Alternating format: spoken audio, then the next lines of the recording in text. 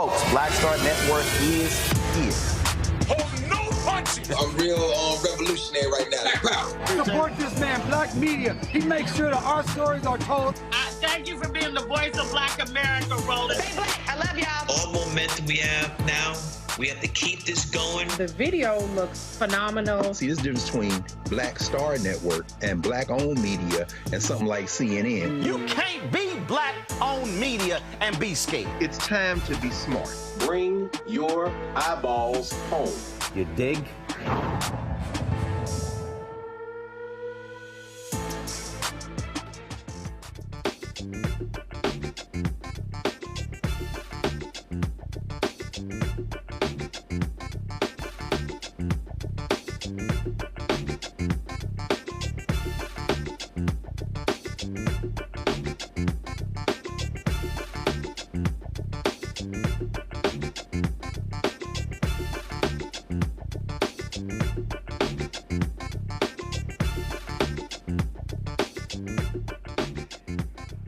Hey folks, today is Friday, August 9th, 2024.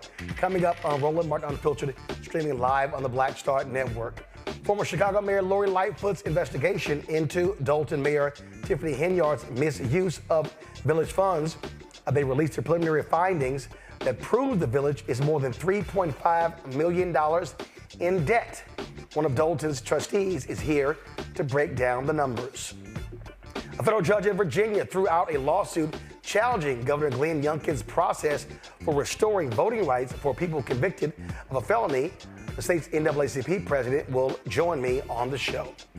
Former San Francisco Mayor Willie Brown says Donald Trump is, well, full of crap when it comes to their relationship, and said he was no way in hell he was in the helicopter with the Orange Man. Nashville's MeHarry's Medical College has received a $175 million gift from the Bloomberg Philanthropies. Actually, 4 HBCU medical schools have received a total of $600 million. MeHarry's president will join me on the show to discuss these gifts. Plus, in our Education Matters segment, Vintage Gibson, the U.S. Mint's first Black director, will talk about the educational opportunities the Mint is offering students. It's time to bring the funk. I'm Roland Martin Unfiltered on the Black Star Network. Let's go. He's got it. Whatever the miss, he's on it. Whatever it is, he's got the scoop, the fact, the find. And when it breaks, he's right on time and it's rolling. Best believe he's knowing. Putting it down from sports to news to politics. With entertainment just for kicks, he's rolling. It's on go, roll, roll, y'all. It's rolling Martin, yeah. Rolling with rolling now. He's funky, he's fresh, he's real, the best, you know he's rolling Martin now.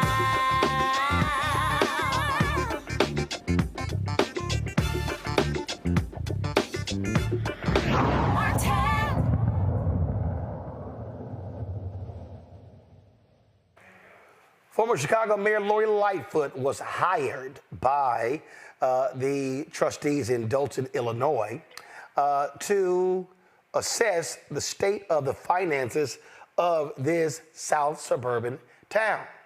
Well, she left the residents dumbfounded after revealing her findings of an investigation into Mayor Tiffany Henyard's alleged egregious misuse of funds. Dolton trustees hired Lightfoot as a special investigator to investigate the allegations against the mayor. On Thursday night, Lightfoot revealed to residents the extent of Henyard's alleged misuse. Lightfoot stated that in April 2022, Dolton's general fund balance was $5.61 million. Not now. This has been a challenging investigation, to say the least, because we have not received the level of cooperation from the mayor and her team that I would have hoped. Nonetheless, we've had, I think, a breakthrough that's allowed us to be here in front of you today to give you the information that I know the trustees for sure and the members of the public have been seeking for some time. Many of you know that the village's fiscal year runs from May 1 to April 30th. So it's those 12 months, but they spanned 2 years. Certain financial disclosures are mandated under state law that the village reports to the comptroller of the state each fiscal year. The two documents that we're going to talk specifically about are the annual financial report, and you see the citation there, it's a state law, and the audited financial statements. The village has not, and let me repeat that, the village has not complied with these statutory requirements since fiscal year 2021. There's no annual financial report available after 2021 and no audited financial statements after 2021. So what that means is the information that we're providing you has not been thoroughly audited by a CPA, but we do have information coming from an entity that essentially serves as the finance department of the village. Historically, from what we can tell, the village has had small or no full-time financial staff. At various times, even though statutorily there's a provision for a city treasurer, none exists and hasn't for some time. There's a provision for a finance director. There's been intermittent people that have served that role, but that role has been vacant as of May of this year. And before that, the person who held the role started working part-time as of the end of December in 2023.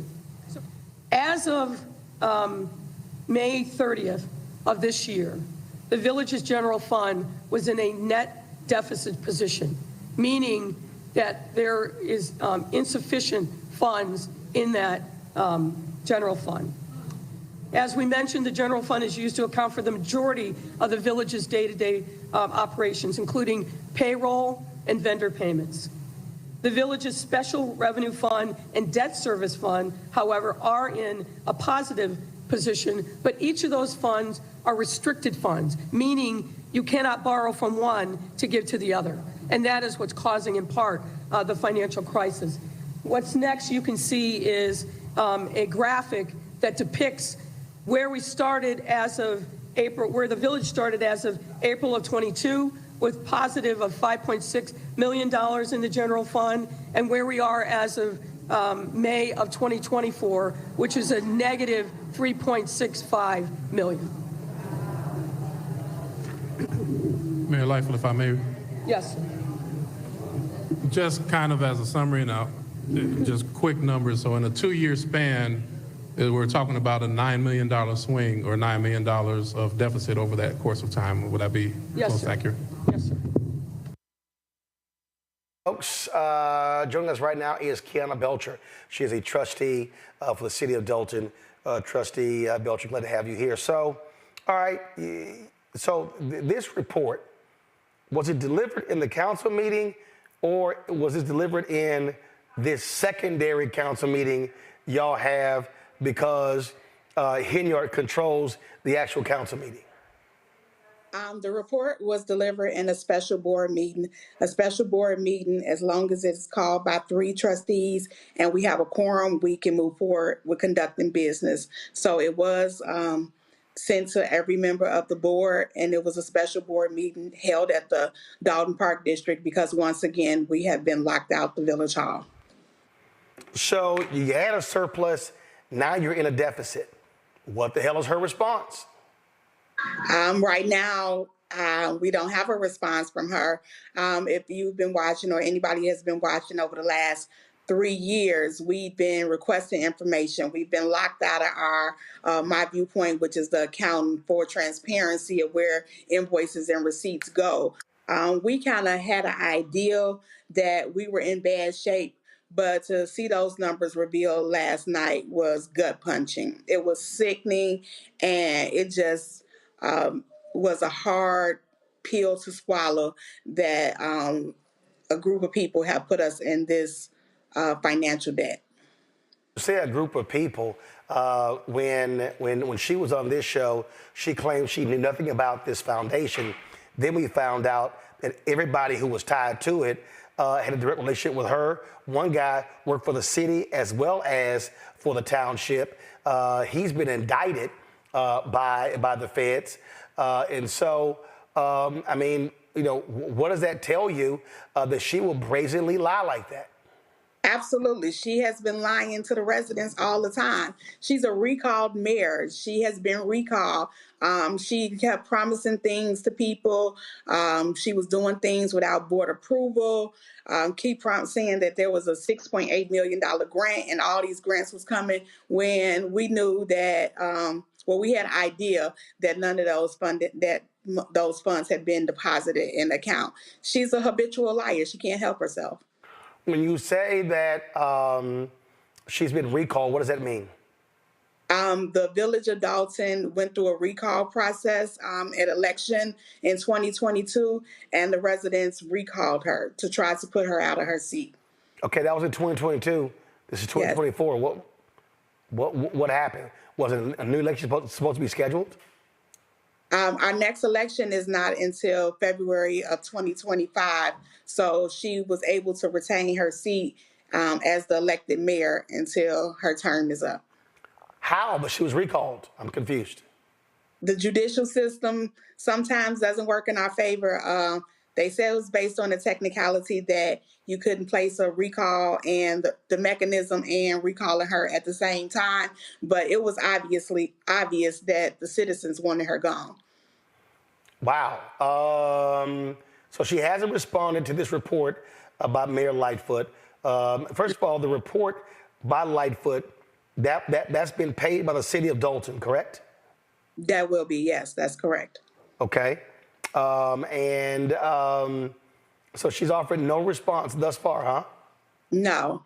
And what amazes me is that on Monday's meeting, while we had discussions about laying people off, because since we have been getting some contact with the CPA, which they were at one point not giving us information, they were saying we had to do hard cuts. We had to cut back on spending.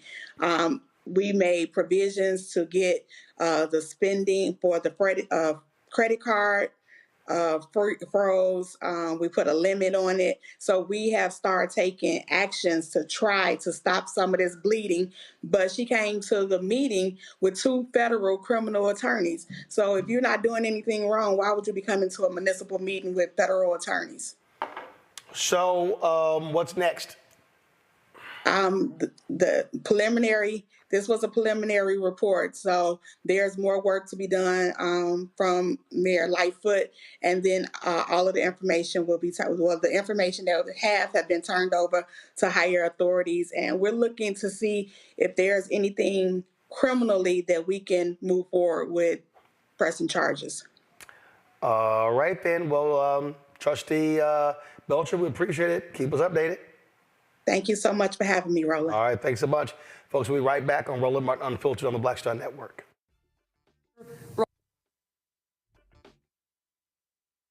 Next on the Black Table with me, Greg Carr. It's a rare occasion when a course taught in high school becomes a topic of national conversation, let alone a burning controversy.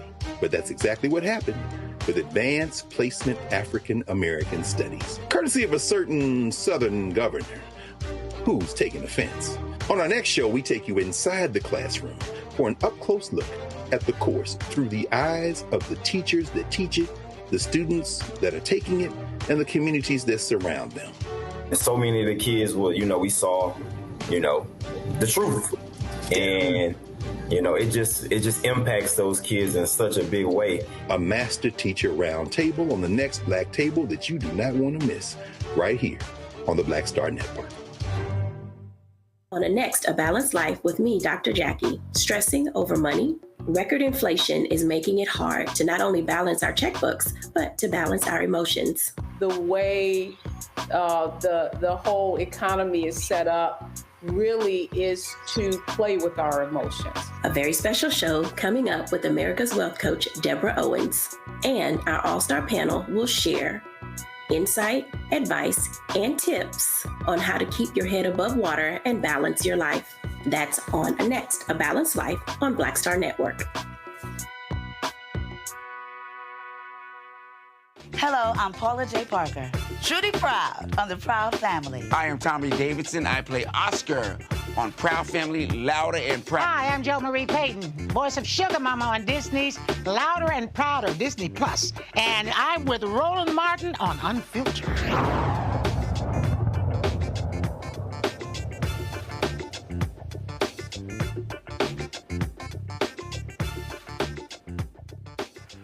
Folks, in a couple of hours, Vice President Kamala Harris and Minnesota Governor Tim Walz will be in Arizona. Folks, 20,000 people have signed up. They arrived there 5, 7, 8 hours early. We'll show you some of that video in a second. But yesterday, they spoke at a rally in Detroit, and mainstream media did not cover it. But Vice President Kamala Harris was on fire. We wanted to bring that to you. Here's what she had to say. It's good to be in the house of lady, right? Yeah.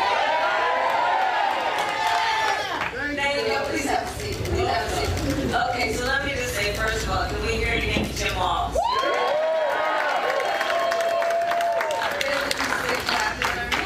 You know, some people have been asking, well, what do you and Tim Walz have in common? I said, well, you know, a whole lot. You know, we grew up the same way. We grew up in a community, people, you know, I mean, he grew up in Nebraska, me, Oakland, California. Seemingly worlds apart, but the same people raised us. Good people, hardworking people, people who had pride in their hard work. You know, people who had pride in knowing that we were a community of people who looked out for each other. You know, raised by a community of folks who understood that the true measure of the strength of a leader is not based on who you beat down, it's based on who you lift up. And you know, there's some perversion that's happened in our country in the last several years. When there's a suggestion that somehow strength is about making people feel small, making people feel alone. But isn't that the very opposite of what we know unions know to be strength? It's about the collective. It's about understanding no one should ever be made to fight alone. That we are all in this together. You know why I fought my entire career for unions and labor? Because I understand the concept and the noble concept behind collective bargaining. And here it is. Fairness. Fairness. It's about saying, hey, in a negotiation, don't we all believe the outcome should be fair? I mean, who could disagree with that? The outcome should be fair. It should be fair. But when you're talking about the individual and a big company, and you require not one individual to negotiate against a big company, how's that outcome going to be fair? So collective bargaining is about saying, let the collective come together around a common experience, which at its core is about dignity and the dignity of labor. And then let the people come together to negotiate so you make the balance. And then the outcome will be fair. And isn't that what we're talking about in this here election? We're saying we just want fairness. We want dignity for all people. We want to recognize the right all people have to freedom and liberty to make choices, especially those that are about heart and home, and not have their government telling them what to do. Our campaign is about saying we trust the people. We see the people. We know the people. You know, one of the things I love about our country?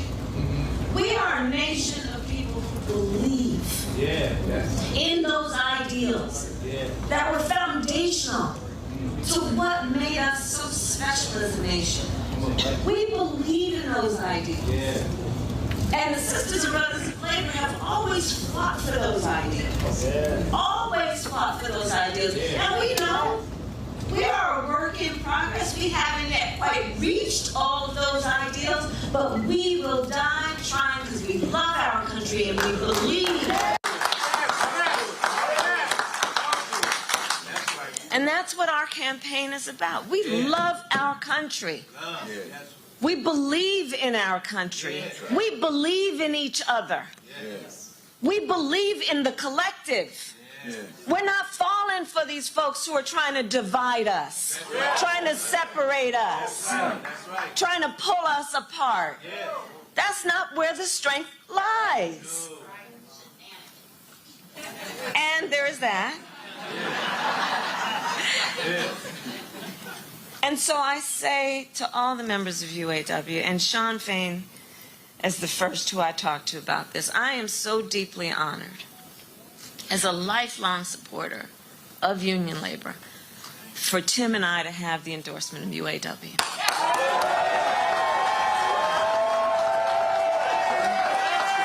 So deeply honored. Because you walk your walk. You walk your walk. And what we know, like we have talked about, we got 89 days to get this done. You know, the one thing about all of us is we like hard work. Hard work is good work. Hard work is good work.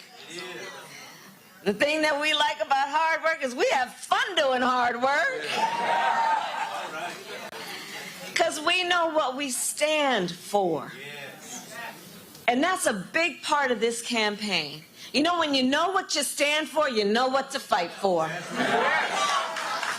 We know what we stand for, and we stand for the people. And we stand for the dignity of work. And we stand for freedom. We stand for justice. We stand for equality. And so we will fight for all of it.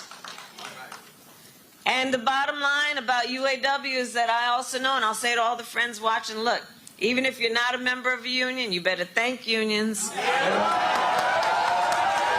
5-day work week. You better thank unions for that 8-hour work day. You better thank unions for that vacation time. So I'm here to say thank you. Thank you. Thank you. Thank you to the sisters and brothers of UAW for all you are and all we will do over these next 89 days. God bless you. All right, folks, going to bring in my panel right now. Joining us on today's show, we have Matt Manning, civil rights attorney, joining us out of Corpus Christi. Michael Imhotep, host African History Network show out of Detroit. Teresa Lundy, principal founder of TML Communications out of Philadelphia. Teresa, I'll start with you. That was a vice president, not on teleprompter, speaking directly from the heart. And that is what is sparking fear in the hearts of Republicans. They're going crazy. They don't know how to hit her. They're trying to hit Governor Walz on his military record. You got Megyn Kelly out here talking about tampon Tim, all that stupid stuff. I mean, they literally look like just childish individuals as they try to attack the Democratic ticket. Republicans look not only scared, but they are very, very worried. You know, we have seen the message change because they were very clear that Biden was the target. But when you have an African-American woman opening her mouth and telling the American people the truth of something they do know, right? So I think getting the support of the unions is something very special. It is a very hard task to complete, I know, because we work on local and statewide campaigns. So when you can do that and galvanize those hardworking people, it is saying something strong about your campaign. Because, you know, when you're fighting, you have to fight with a record. And I think that's what unions and that's what other organizations that will be endorsing Kamala Harris in the future will be seeing. And that's exactly what she'll be saying. So I'm excited to hear more speeches like this in the coming days. Matt, we had, of course, the news conference, if you want to call it that. I call it a lie fest yesterday with Donald Trump. And all he did was whine about, how he doesn't get credit for his crowd size. They, again, Amanda, straight up, they're scared of what they're seeing. They cannot handle the type of enthusiasm and the interest that they're seeing for Democrats, whether they were in Philadelphia or Wisconsin or Detroit, and now today in Arizona. I think that's right. You know, I didn't get to hear the press conference yesterday, but I heard part of it on NPR this morning, and it's the same old thing, you know, the same old talking points, the same old apply a nickname to somebody and ride that nickname forever and try to get kind of the buzzwords and the interest for, little pointed things that he said. I think that they are, in fact, afraid. And I think I heard this morning that he's allegedly now saying he'll commit to 3 debates. But I think this is something that I said last week. One of the benefits to her having been a trial lawyer is she's extremely good on her feet. So even somebody in the crowd saying something, she's able to incorporate that.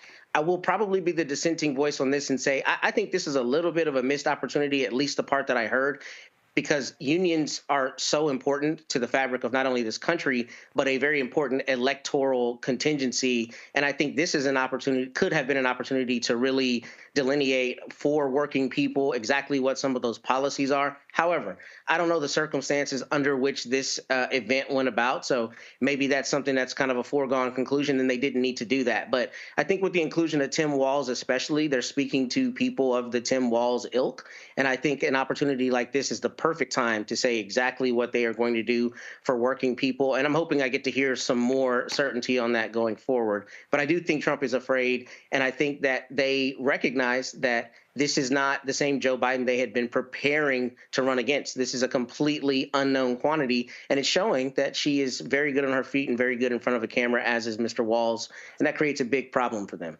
I keep making this point that you cannot in any way replace enthusiasm. You cannot try to mimic it. You can't try to do it, you can't manufacture it. It has to be organic. And what we're seeing, here, Michael, is a Republican response that is freaking out. Now they're trying to use the media against the vice president. Oh, she's not taking questions. She's not, holding news conferences. Okay, whatever, dude. And it's driving them nuts. And then, of course, now they're like, I saw Frank Luntz, you go to her website, there are no policy positions that are on her website. Right. And you go, well, actually, all you got to do is listen to what she's actually saying, and then you'll hear the policy stuff. And they just don't want to even deal with any of that. And I think, again, the smart strategy for Harris-Walz is to keep pounding them, keep having these rallies, keep signing up thousands of volunteers, keep raising money, because it's getting under the skin of Donald Trump and all his supporters. Absolutely, absolutely. And Roland, thanks for showing that clip. That was actually in Wayne, Michigan, where it was yesterday. I watched the video, and you broadcasted it yesterday as well. So thanks for broadcasting the rally that she held in Wayne, Michigan, with the UAW and Sean Fain. So. And you're correct. Mainstream media did not cover this. They only covered the last few minutes. They spent almost an hour covering that BS press conference that Donald Trump had, where he largely did not answer the questions that the press answered. And he just went on. It was just his grievance press conference. It was a grievance conference where he just continued to lie. So the Trump-Vance campaign is scared to death. When you have Trump, who didn't show up to any of the debates during the primaries. Now he wants to have 3 debates with Vice President Kamala Harris, who he calls dumb. Now, just a few days ago, he did an interview where he said, why should I debate her? Okay. But then polls started coming out showing her surging and actually beating him. Now he agrees to the September 10th ABC News debate after he tried to back out of it and cited a defamation lawsuit he had against ABC News and George Stephanopoulos, right? Okay, but he agreed to the debate after he filed the lawsuit. Okay, so now he agrees to that. Then he wants the September 4th on Fox News and another one on NBC. He's scared to death. They don't understand how to deal with this. He talks about crowd size. This fool said that he had more people on January 6th, okay, at the White House than Dr. King, August 28th, 1963, at the March on Washington, where he had 250,000 people. So one of the things that's taking place is Donald Trump is unraveling, and they're are articles, The Independent had one where you have Republicans who don't think Donald Trump is mentally stable to survive this campaign because he's getting worse day by day. So Biden-Harris needs to continue to register people, continue to have these massive rallies, because enthusiasm is contagious. You're right, Roland. You can't fake this. There's a whole shift, political shift that's taking place, and it's going to impact down ballot as well. They could maintain the Senate, keep the House, and get the White House back. So this could be really huge. We've got less than 90 days. It's time to go. Well, look, I mean, again, we see exactly how this whole thing is shaping up. We see in terms of how the race is shaping up. We see, of course, what's driving him crazy. And again, I'll say this here, Teresa. There's no way in hell the Harris campaign should agree to any debate that involves Fox News. And their response, Teresa, should be, they paid a $787 million settlement for advancing Donald Trump's lies about the 2020 election. They have forfeited their opportunity to host a debate. They should not do anything. I agree. I mean, if anyone who watches Fox News in the morning, it is never anything fair and transparent and unbiased against Kamala Harris. It's essentially it's a Trump on Democratic politics and policy. So literally, so I find it interesting that them wanting it to be on Fox News, knowing that there's a clear conflict, but also acting like the other networks do not do their jobs in terms of making sure that the questions that are being asked are fair and just and allowing the time. We do know with every correspondent, every news reporter at Fox News are very biased. I'm not sure who they would actually get up to do the questioning, but we would know exactly what the type of conversation would be had. It would be loud, boisterous. The American people would not probably get the information that they need in order so we can figure out who to vote for. So, yeah, I think having it on Fox News or any other conservative network that literally does not do, comparable reporting to these other stations is totally irrelevant.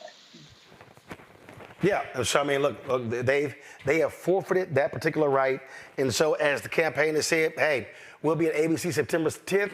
Y'all show if you want to. Gonna go to a break. We come back. We're gonna talk about voting rights in Virginia. The battle continues when it comes to getting the rights restored to those people who are formerly incarcerated. You're watching Roland Martin Unfiltered on the Black Star Network. Don't forget, support the work that we do. Join the Brenda Funk fan club, y'all. I stopped by the post office today. Literally, I told y'all, these are the folks who have actually sent us their checks and money orders, and so I got to go through all of this here. And so if y'all want to support the work that we do, we are going to Chicago for the Democratic National Convention. It's going to cost us about $25,000. We leave live broadcasting every single day, 6 to midnight. So your support is critical. So see your check and money order, P.O. Box 57196, Washington, D.C., 20037-0196. Cash App is $RM Unfiltered. PayPal are Martin Unfiltered.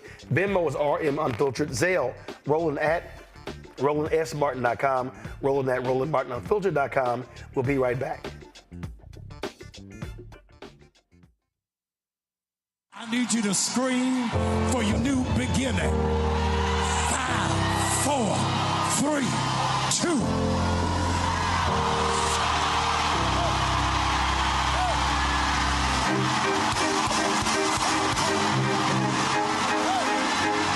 I need you to shout for it. I need you to shout for it. It won't always be like this. Sooner or later, it's gonna work in your brother's favor, in your sister's favor. They shall not die. They shall not die. They shall not die. I want you to embrace somebody and tell them welcome. Welcome to the greatest season of your life. Hug somebody. Welcome.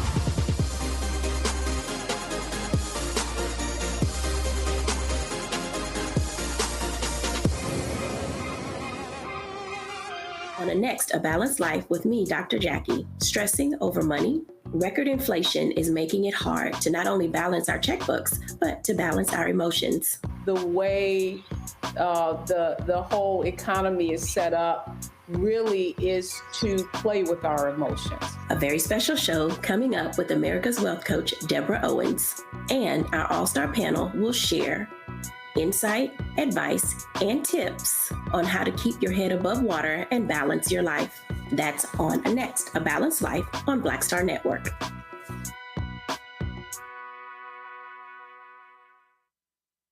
Hey, it's John Murray, the executive producer of the new Sherry Shepherd Talk Show. You're watching Roland Martin Unfiltered.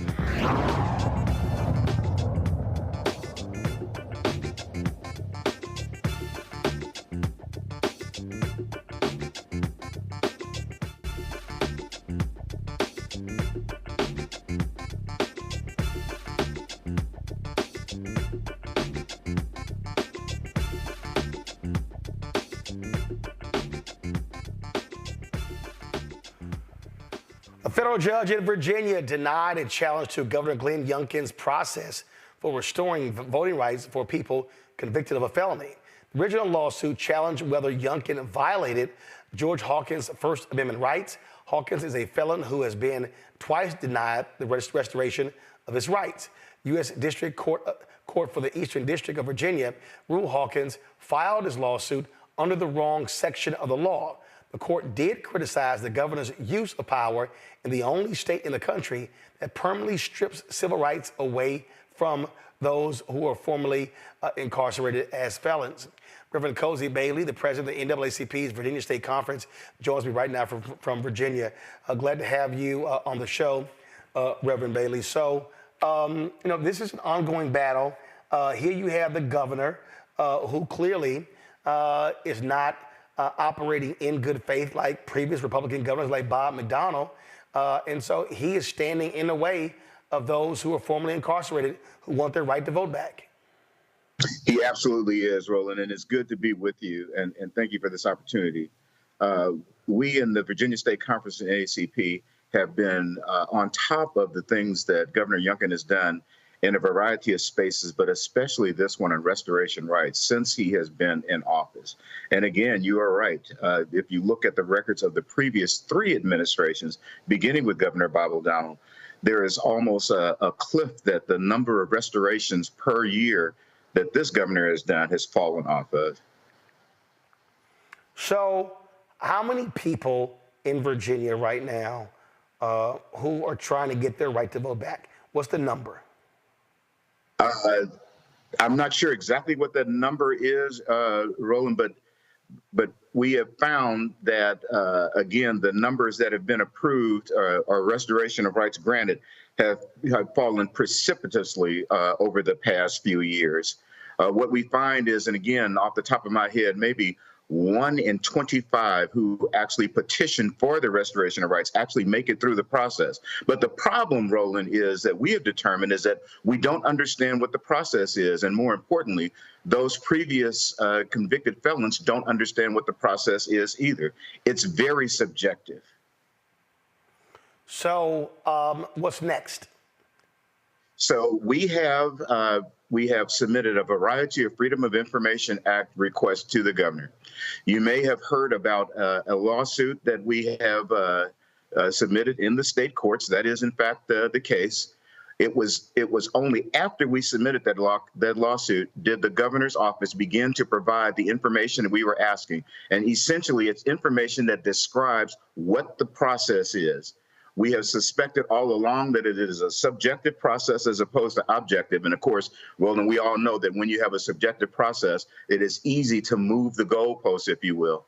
Last December, a judge in Richmond ruled that the governor did not have to provide what we consider critical and essential information from a database that would give us a better insight and that we could share with people who are trying to get their rights restored.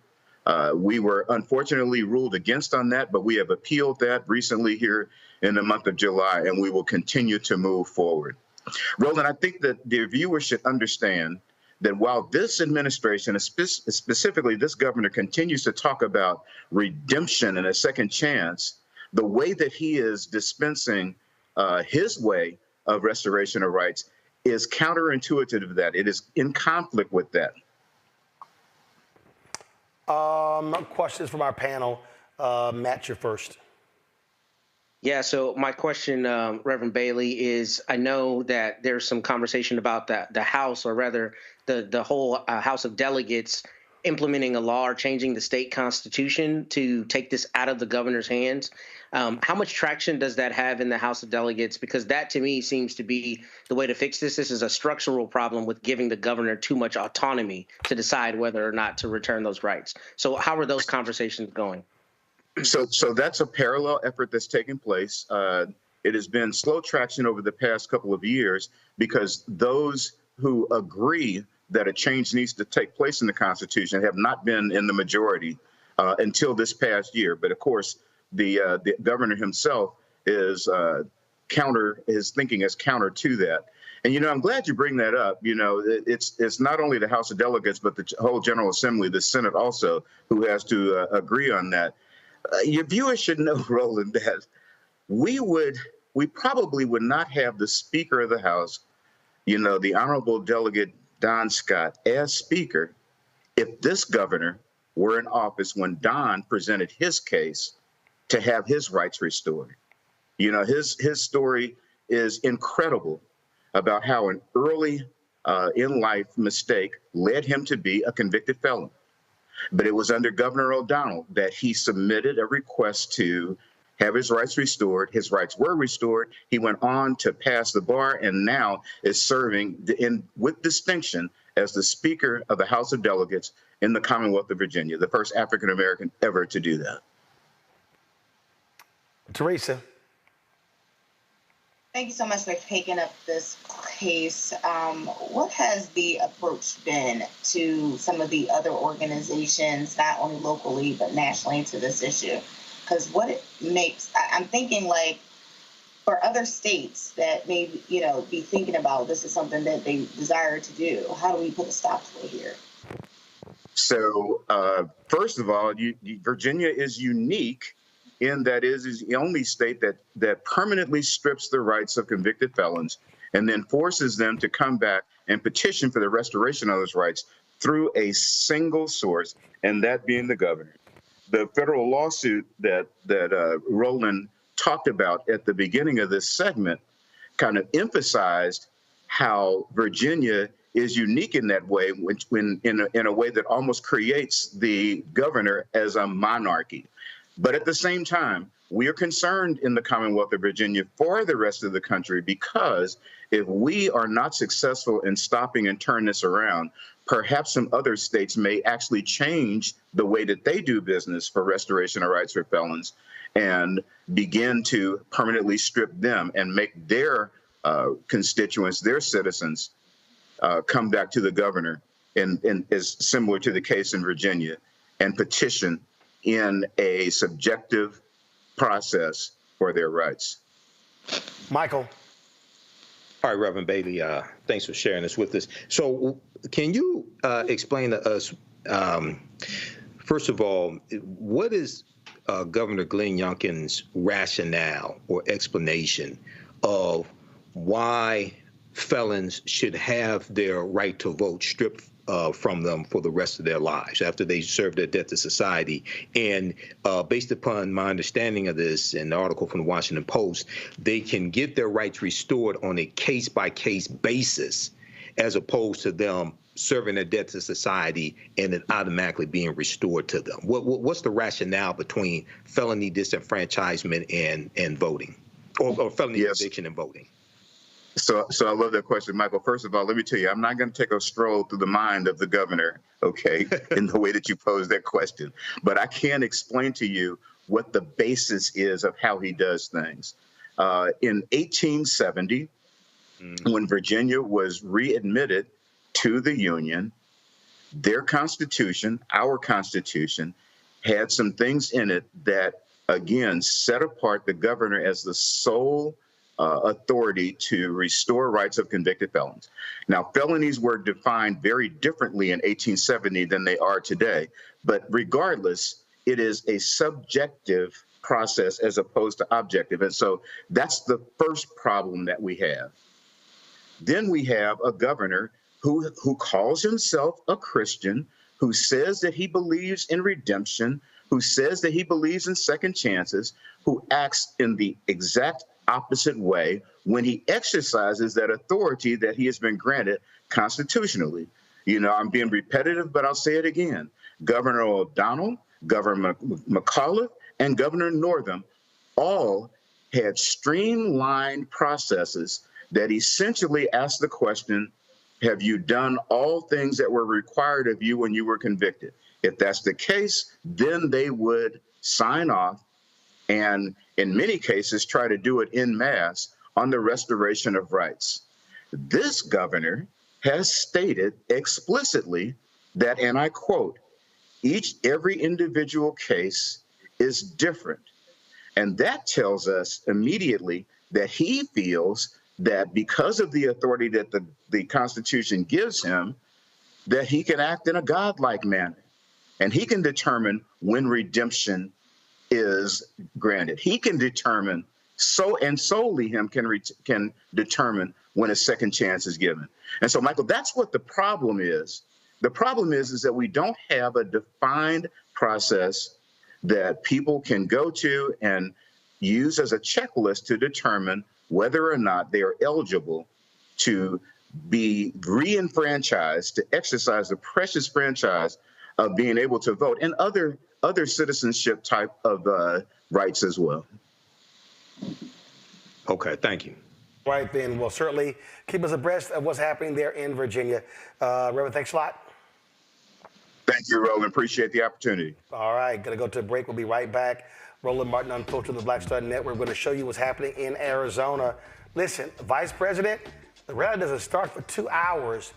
They have been lining up for 8 hours in the 105-degree heat. Man, a lot of excitement in Arizona. Back in a moment. When you talk about blackness and what happens in black culture, we're about covering these things that matter to us, speaking to our issues and concerns. This is a genuine people-powered movement. There's a lot of stuff that we're not getting. You get it, and you spread the word. We wish to plead our own cause. Too long have others spoken for us. We cannot tell our own story if we can't pay for it. This is about covering us. Invest in black-owned media. Your dollars matter. We don't have to keep asking them to cover our stuff. So please support us in what we do, folks. We want to hit 2,000 people, $50 this month, raise $100,000. We're behind $100,000, so we want to hit that. Y'all money makes this possible. Checks and money orders go to P.O. Box 57196, Washington, D.C. 20037-0196. The Cash App is $RM Unfiltered. PayPal is RMartin Unfiltered. Venmo is RM Unfiltered. Zelle is Roland at RolandSMartin.com. I am Tommy Davidson. I play Oscar on Proud Family, Louder and Prouder. Right now, I'm rolling with Roland Martin, unfiltered, uncut, unplugged, and undamn believable. You hear me?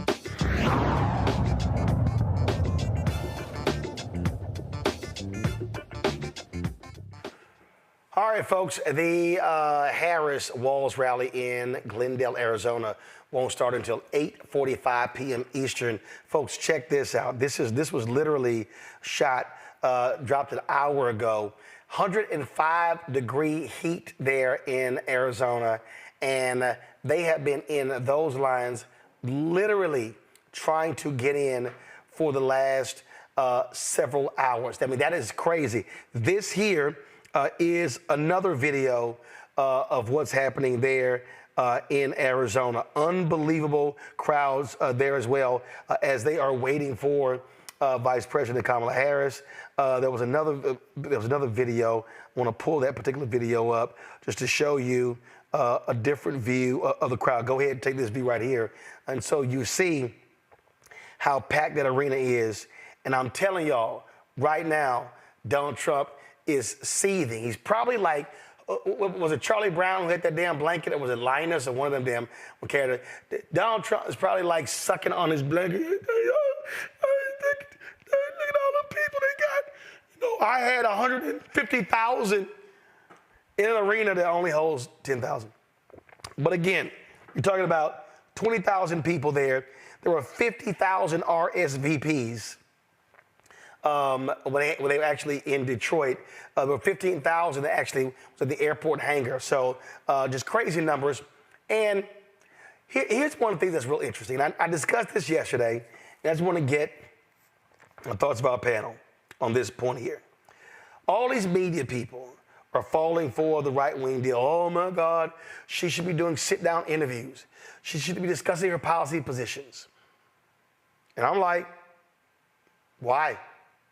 Because the reality is, if you are running a successful campaign, I'm going to say it like if you're a sports team. If I'm running my offense and you can't stop me, why in the hell am I going to change my game plan? That's the dumbest thing in the world.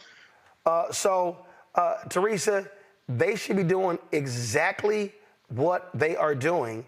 It's only smart politics in terms of what they're doing. In fact, I'm going to play, even Shannon Bream of Fox News, I'm going to pull it up in a second, agrees with that. She's like, why would you change?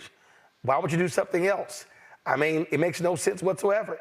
They are running a very smart campaign. And so I say, keep doing what you're doing.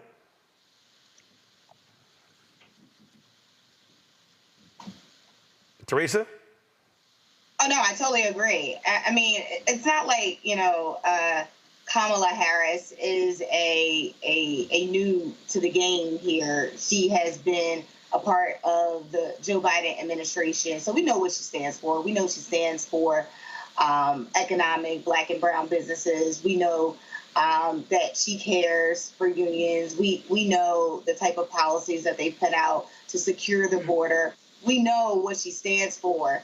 And when she's doing these rallies, honestly, that is some of the policy positions that is going out there that people are hearing, and they're still loving who the vice president was. But I don't think a 60-minute or a 30-minute sit-down interview with one correspondent that is asking questions that literally they can Google and find is really going to change the thought process in those watching that one segment. What the Republicans are hoping is that she'll fumble. They're hoping that she'll defrail up during a debate or a conversation, and it's just not happening. Yep. Because when we saw it right after the State of the Union speech, she was strong, she was powerful, and she was ready. She was ready to take the position, but she also stood in place. And I think someone with her background, someone with her tenacity and the campaign strategy knows exactly what the American people need. Again, she's not new to this, but it's now time for her to just speak up, and I think she's doing it very well. And I love that what she's doing is driving those yahoos at the 5 on Fox News absolutely crazy. This was a conversation a little bit earlier. Watch this. If you believe that Kamala Harris, and Judge, you're right, there's no substance there in terms of ideas for how she's going to solve problems. You know what I would be doing if I were running against her? I'd be supplying ideas. I'd be laying out my vision instead of doing the same thing he's been doing for the last 10 years. I think she has caught up with him for a variety of reasons. Number one, it's not Joe Biden. But number two, I called Donald Trump 3 months ago the greatest political athlete I had seen in politics. He is not measuring up to that title any longer. This candidate on the Democratic side is in his head. He is unsettled by her. He's unnerved by her. And he has not figured out substantively how to campaign himself. As much as you may be right about what she's doing and what she's not doing, your candidate is doing even worse. The truth is that, Shannon, that the president talks about issues unlike what Harold is representing. He talks about the border. He talks about the economy. He talks about crime. He talks about what's going on in the Middle East, how he made the Abraham Accords, and we're on the verge of a world war in the Middle East, a world war as a result of what's going on. But the truth is, you know, he is getting his word out, and yet Democrats are saying, no, he isn't. Well, I think with their number one goal so far, the message has been, we're not Trump. I mean, because if we're not getting into policy yet, and it's not on the website, and they haven't done the interviews, and they're not really talking about the minutia of policy on the campaign trail, it is, as Jesse said, it's joyful. They're happy warriors, and look at this, you know, team go. So how long does the honeymoon last? Does it puncture to get to policy? She said by the end of the month. So a month after becoming the nominee, maybe we're going to have a sit-down interview from her. In the meantime, if I'm advising her, I say just keep doing this. It's working. You have an adoring media. You have people who are not pressing you on what appear to be changes in positions and those kinds of things. It may be the debate is the first time that they get to that. But in the meantime, I wouldn't change anything if I was her. It's working. Her unfavorables are down. Her favorables are up 12 points just since she's been named to the ticket. So why change it if it's working? Yeah, kind of basic to me. Why change it if it's working, Matt? Yeah, I think Teresa was right, and I think that sentiment is right. There's no reason to change it, but let's just get down to brass tacks. This happens to black people all the time. When white people, particularly somebody in a position where they are appraising their value, moves the goalpost as to what is acceptable and or applies a completely different barometer to one person as opposed to another. Case in point, I don't know what they're talking about, but I don't hear Trump talk policy. Trump slings nicknames and he slings barbs, and he may say something like the border, but he doesn't talk about deep policy. And in fact, that was strikingly evident in his debate with Mr. Biden. Mr. Biden talked a lot about policy. Whether you liked the performance and the tenacity of his performance is a different question. But the substance, there's no question. Trump does not talk policy deeply. What he does is draw a contrast by saying those horrible people over there are going to do this horrible thing to you or are already doing it. That is the extent of the policy. So one, it's intellectually dishonest to act as though she is not doing something that Mr. Trump is doing. Moreover, I think her campaign is right to leverage this enthusiasm, but also control the narrative. That's what this comes down to. They want to be, just like Teresa said, they want to put her in a position where she fumbles or there's some faux pas or she says the wrong thing, and they want to say, see, we caught her, she's not competent. But she doesn't have to do that. She's already surging. There's already so much enthusiasm, and they're leveraging it the right way. And it really is just a bunk critique to try to say she needs to sit down with some reporter. That's garbage. And Trump is not talking policy, so let's just be honest about the fact that he isn't talking policy and not hold her to a standard that we don't hold him to.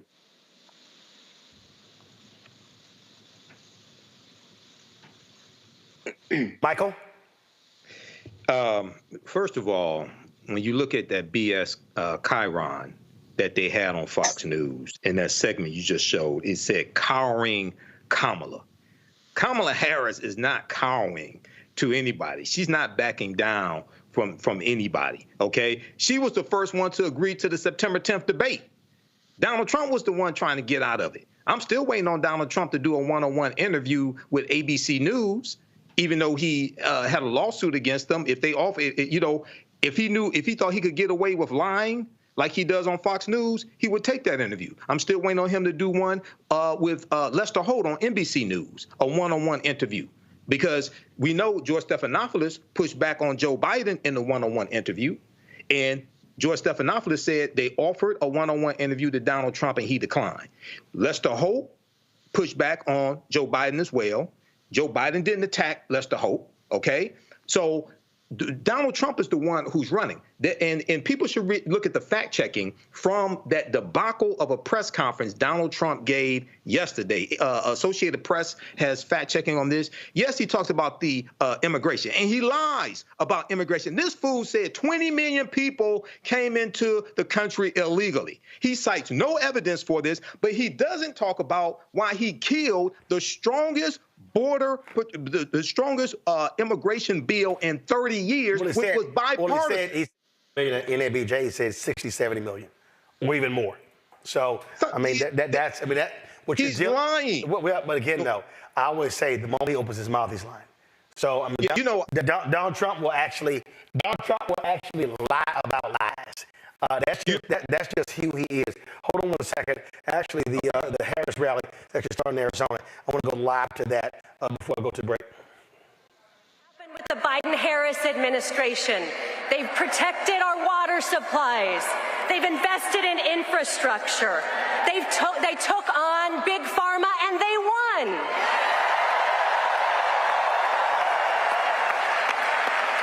In Phoenix, it's meant thousands of good-paying construction jobs and jobs in semiconductors. Just a few months ago, Vice President Harris and I met with an incredible woman from the Navajo Nation who is a member of our local iron workers union.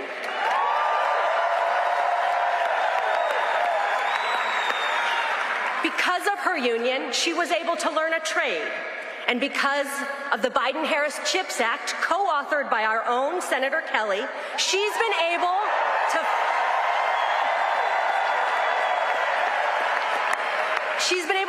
find a job that pays 6 figures, which is life-changing for her and her family. She's earning the most she's ever earned in her life. It's so inspiring, and we can have more of that. That's the future I want, where every American can achieve the American dream, not just those who started at the top, where combating climate change is a real and urgent priority.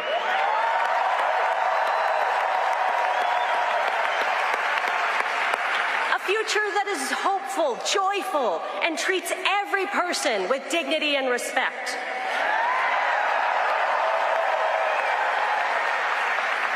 The future we will have with the Harris-Walz administration. It's more than just the good vibes we are feeling today. It will be the most pro-worker, pro-family, pro-freedom administration in our history.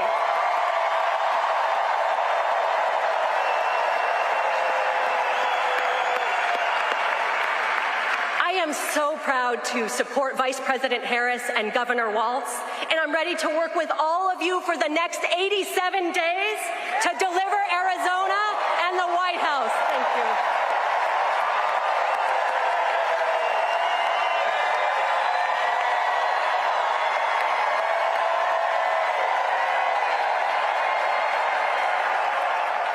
And now, please welcome United States Representative Greg.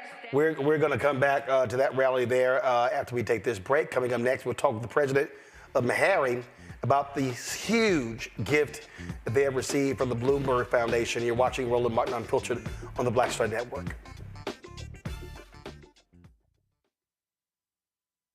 Coming soon to the Black Star Network. I still have my NFL contract in my house, having a case. It's 4 of them, for my 4-year contract. I got a $600,000 signing bonus. My base salary for that first year was $150,000. Matter of fact, $150,000. $150,000. That's what I made, $150,000. Now think about it. My signing bonus was a forgivable loan, supposedly. When I got traded to the Colts, they made me pay back my signing bonus to them. I had to give them their $600,000 back. Wow. Yeah, I was so pissed. Because, I try to be a man of my word. I'm like, you, I'll give you your money back. Even though I know I earned that money, I gave them money back. I gave them $600,000 back. But yet, I was this malcontent. I was a bad guy. I'm about the money. It wasn't about the money. It was about doing right. Because I looked at, because you look at contract. Look at John Elway. John Elway was making $1 million, $800,000. I was making $150,000. I was doing everything. And I'm like, but yet I was, I got so many letters, so I just play for free and all that kind of stuff. You don't forget that kind of stuff. Right. That stuff is hurtful.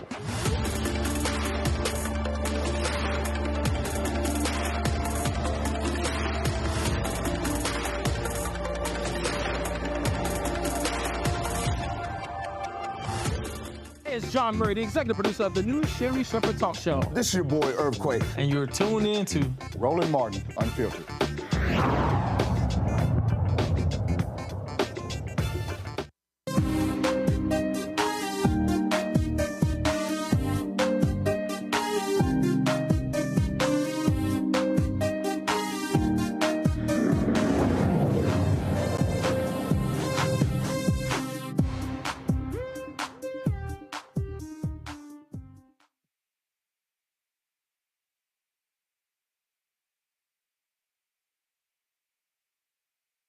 Folks, in 2022, 6% of all U.S. physicians were African American.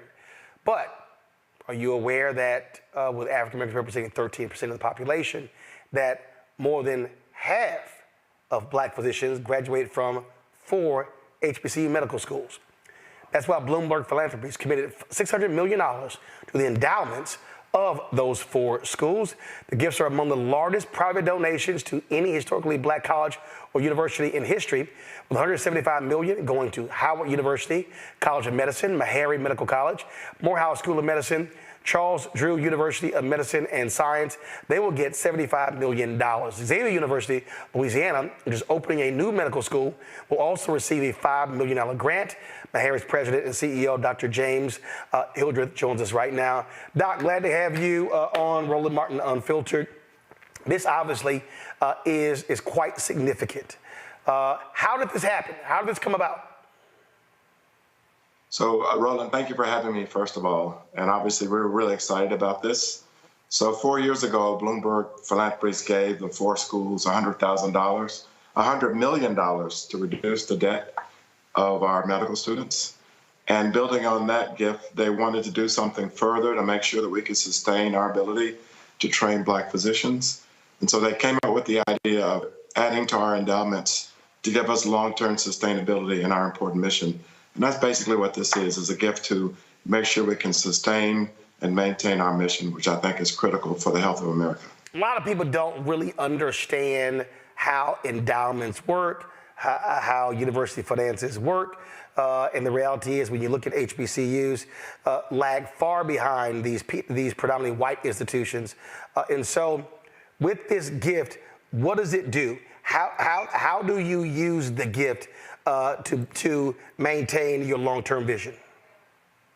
So, Roland, what endowments do is they provide a reliable, sustainable source of resources to maintain the mission of the institutions that they are part of.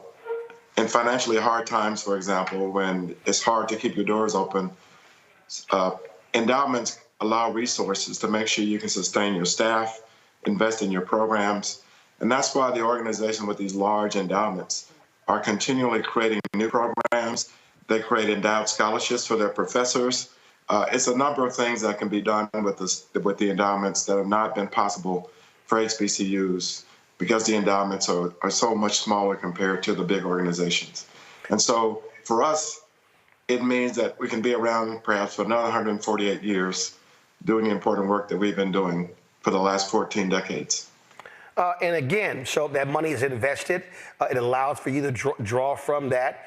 And what people don't realize is, I mean, listen, the average HBCU endowment is not even $20 million.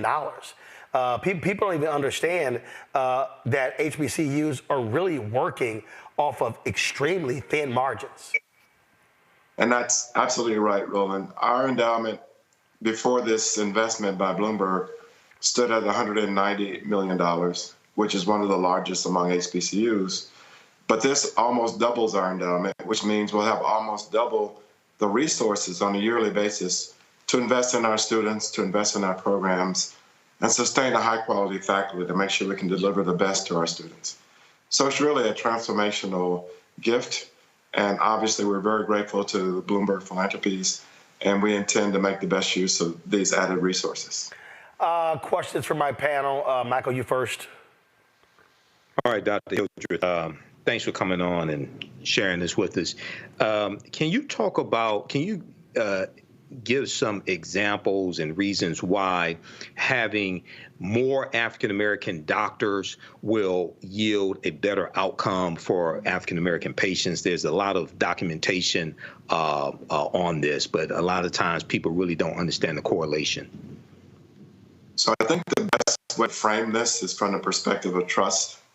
If a patient does not trust that the provider has their best interest in mind, they're not likely to follow the directions given to them by the physician. They might not even fill the prescriptions that have been written for them if they don't trust the physician. And the data are such that we know for sure that when the healthcare provider group matches the communities they take care of, the outcomes are decidedly better. That's particularly true for black men. When black men are seeing black male physicians, the outcomes are really, really good. And there was a study to show that even if there's a few black physicians in a community that has predominantly a white healthcare workforce, that results in better overall outcomes for the whole community. In other words, we have compelling evidence that's indisputable that black physicians result in better health for black communities all over the country. All right, thank you. Teresa? Yes, doctor. Thank you so much for joining us. For such exciting news. I think my question is more so to some of the responses that you've been getting. I think one of the things that Michael Bloomberg had mentioned was, there's likely some prejudice within it of the reason why you haven't been giving the funding. I thought that was, just powerful in itself because it is, recognized obviously amongst trustees and board members. But what is the response, to other organizations that you've heard in terms of this grand announcement? I think the first thing I would say is that racism is real in the United States. In fact, the former director of the CDC declared racism as a public health crisis that needs to be dealt with. Francis Collins, before he resigned as the NIH director, actually apologized for the systemic racism that had prevented black investigators from getting NIH grants at the same rate as white researchers. Racism is real. People might want to, sweep it under the rug, but it has contributed significantly to the chasm in the health of people who live in the United States. And that was dramatically illustrated during the pandemic, when at one time in some cities in our country, the death rate per 100,000 people for blacks was 10 times as higher than it was for whites. And so we think we have a very important role to play in sustaining the health of America. And that's why these additions to our endowments are an investment in a healthy America. That's the way we look at it. And people need to know we don't just train all black students. We have mostly black students, but we also train Hispanic students and white students.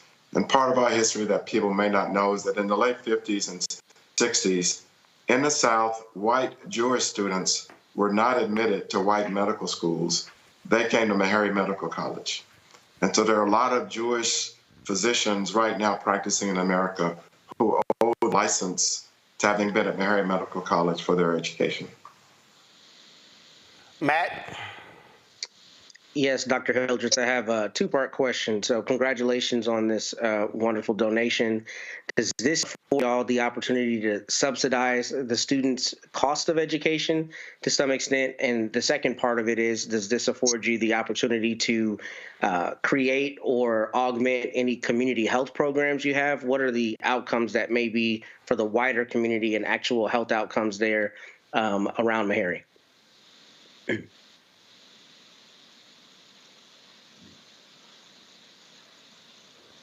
I think Doc's signal is frozen. Let's see if we can just get him back so we can answer Matt's question. So y'all just let me know. We're working that out right now, folks. As I said, 4 HBCU schools will be getting the $600 million from the Bloomberg Philanthropies. A huge, huge gift, which will make a significant impact on those 4 institutions. And thankfully, we're seeing that kind of investment made into these schools that typically do not receive donations this large. All right, we almost got Doc back. So working on that. Let's go to the Kamala Harris rally, and then we'll come back to this. Got the vintage rolls, drop a couple hundred, tell 'em maybe that's the dawn.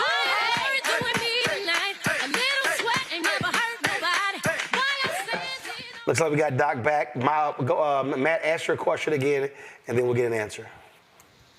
Yeah, sure, no problem. Dr. Hildreth, congratulations on the donation. My question was two-part.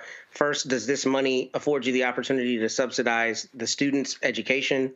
And secondly, does it allow you to augment or create any community health programs you may have there around MeHarry? So thank you for the question. MeHarry's been connected to community in very significant ways for a long, long time. We have both a medical and a dental van that goes to communities to offer free clinical services. Twice a year, we have hundreds of people come to the campus to get free oral health services, extractions, cleaning, et cetera. And this endowment will provide some extra resources, we believe, to make sure that we can sustain those programs and expand them. The other thing it does, which I believe is important, it will allow us to reduce the cost of attendance of our students to attend medical school, which exceeds $115,000 per year. And for most of our students, 80 to 90% of those funds are borrowed. All right, then. Well, Doc, congratulations. This is huge, huge. And actually, I was on your campus a few months ago when I was in Nashville, which is my first time. It's my first time being there. So I told the folks there, I said, they got to send me some MeHarry's swag so I can wear it on the show. Because I only wear HBCU gear places I've been to. Everybody don't get a good shout out. So once it comes in, I'll be sure to rock it on the show. I promise you'll get it. All right, I appreciate it. And again, great job with this donation, and keep up the great work. Thank you so much. All right, thank you very much. All right, folks, going to a break. We'll be right back. Roland Martin Unfiltered on the Black Star Network as we await for Vice President Kamala Harris and Minnesota Governor Tim Walz to begin speaking in Glendale, Arizona. Back in a moment. I'm Deborah Owens, America's Wealth Coach and host of Get Wealthy. On the next Get Wealthy, here's the good news. Black women are the fastest growing segment of business owners. The not so good news, the average business by Black women is only earning revenues of $45,000 or less. On the next Get Wealthy, you're gonna hear from a woman who went from her kitchen table to cat tables, growing her business to over $1 million. You should start a business because your product is needed in the world, not because you hate the person that you work with. If you hate your job and you hate your manager, go find a new job, a place that makes you feel comfortable. And I say that because starting a business is truly a labor of love and service. If you want to learn how to do it, right here on the next Get Wealthy, only on Black Star Network. Carl Payne pretended to be Roland Martin. Holla! You ain't got to wear black and gold every damn place, okay? Ooh, I'm an alpha, yay. All right, you're 58 years old. It's over. And you are now watching Roland Martin Unfiltered. Uncut, unplugged, and undamn believable.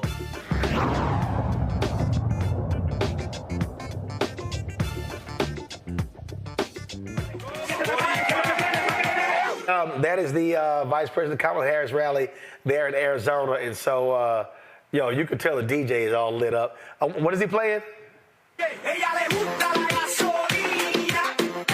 Oh, yeah. So they got him fired up there in Arizona. They're waiting to hear Vice President Kamala Harris and Minnesota Governor Tim Walz. We go live there when the speakers come on back. All right, y'all. Now, we discussed this earlier. We all know Donald Trump lied about lies. Like literally, the boy lips start moving, his ass lying. But did y'all hear what this dumbass said yesterday about former San Francisco Mayor Willie Brown? Listen to this lying fool. I know Willie Brown very well. In fact, I went down in a helicopter with him. We thought maybe this is the end. We were in a helicopter going to a certain location together, and there was an emergency landing. This was not a pleasant landing, and Willie was... He was a little concerned. So I know him pretty well. I mean, I haven't seen him in years. But he told me terrible things about her.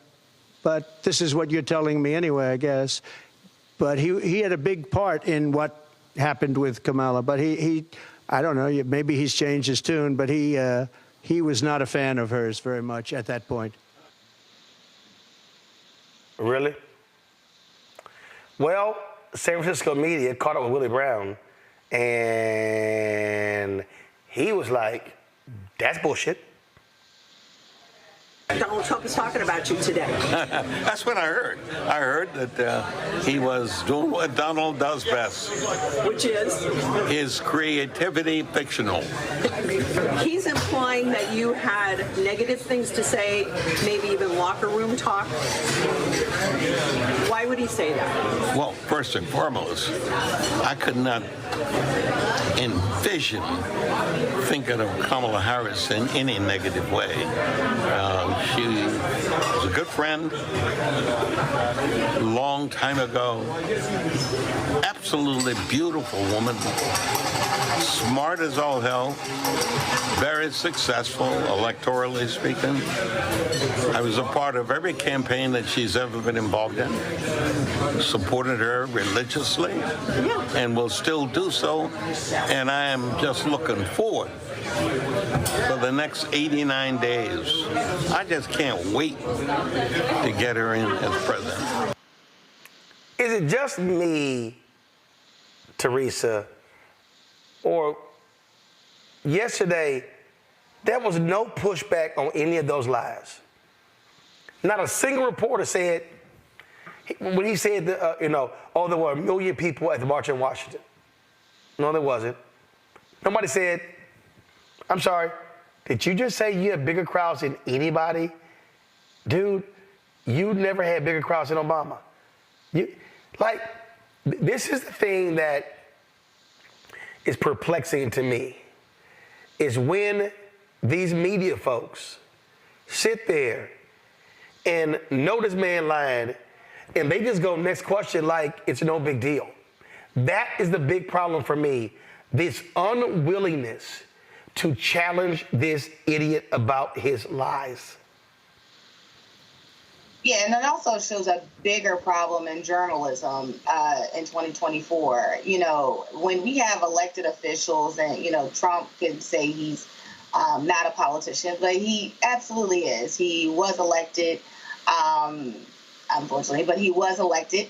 And because of that, that makes him a politician. And politicians have been, known to lie. But in particularly, we have one that is running for president that literally is on attack mode every single time to Kamala Harris and Joe Biden and whomever that is actually doing the work.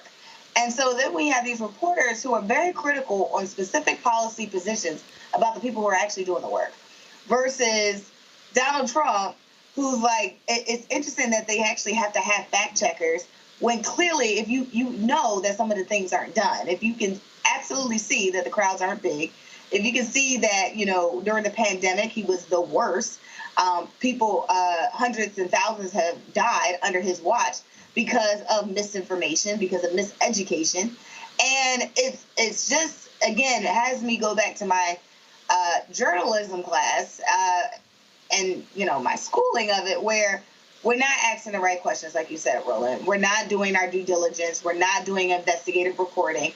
It is, if that's what he says, let's go with the flow. And that's a problem. That is a problem because, again, this is why we're having so many issues trying to discern from real news, fake news, and bloggers in between, and who's a journalist and who's a media personality.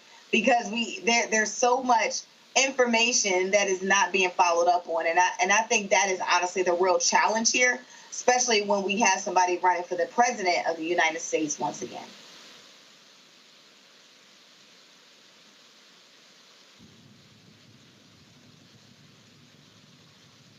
This is not a challenge to me, Michael. It's not. Either you're telling the truth or you're lying.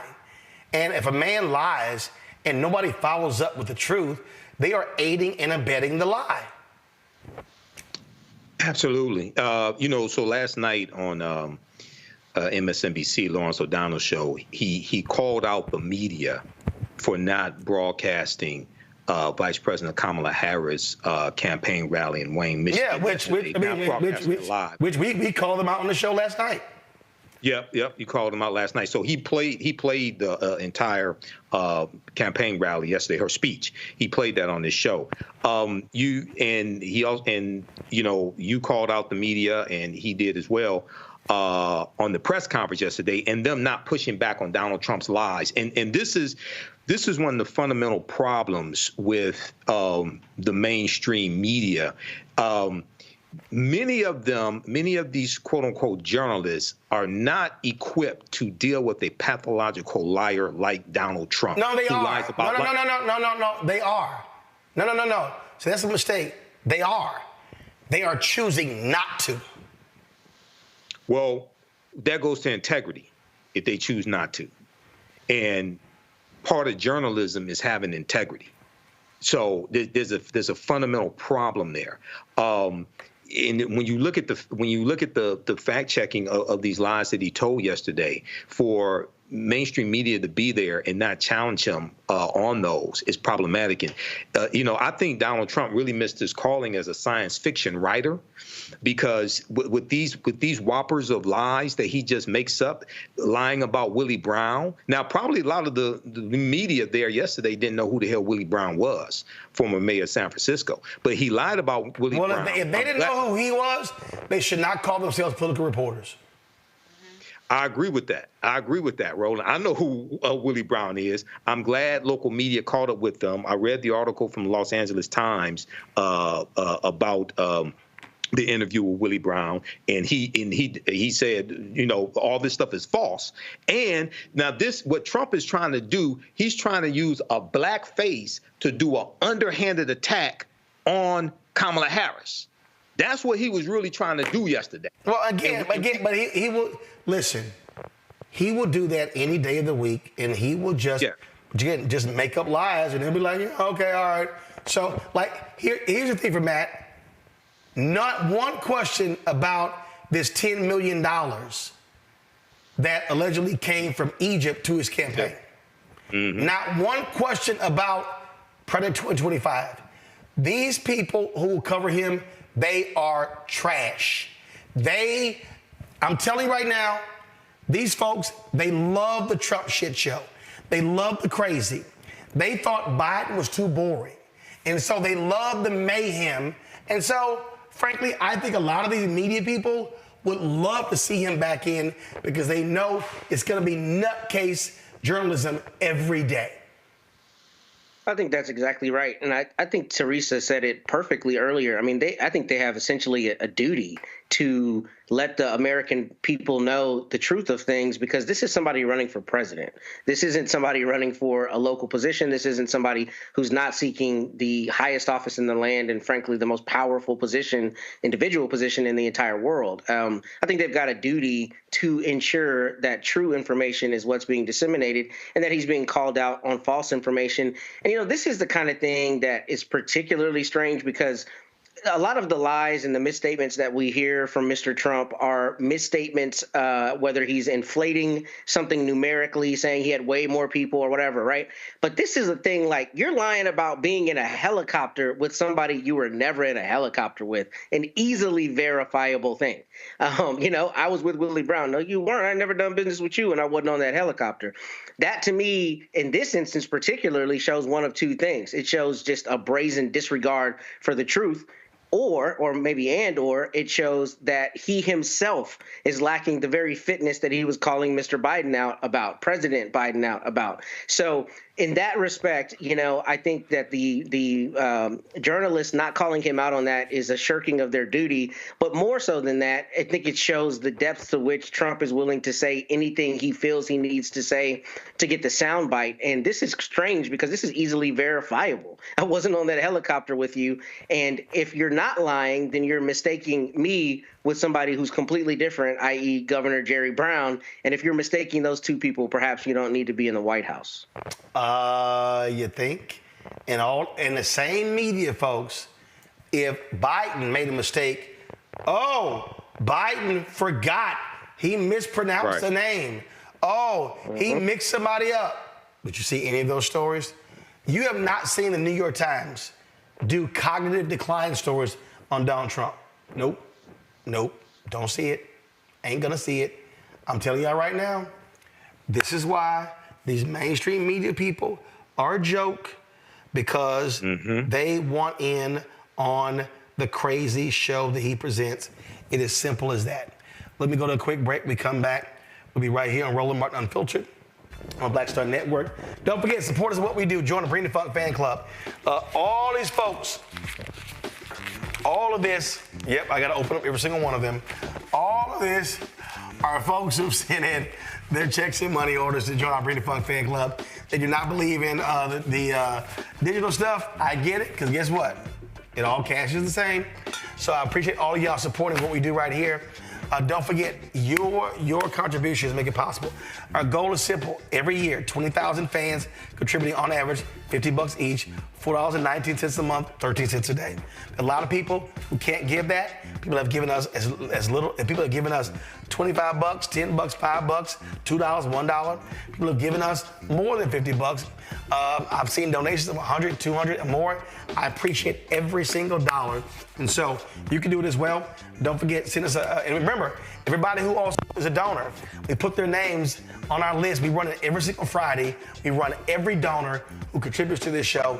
So please do the exact same thing. Check and money order, P.O. Box 57196, Washington, D.C., 20037-0196. Cash App, $, RM Unfiltered, PayPal, R Martin Unfiltered, Venmo's RM Unfiltered, Zelle, RolandSMartin.com, RolandMartinUnfiltered.com. Download the Black Star Network app, Apple phone, Android phone, Apple TV, Android TV, Roku, Amazon Fire TV, Xbox One, Samsung Smart TV. Back in a moment. Hatred on the streets, a horrific scene, a white nationalist rally that descended into deadly violence. White people are losing their damn minds.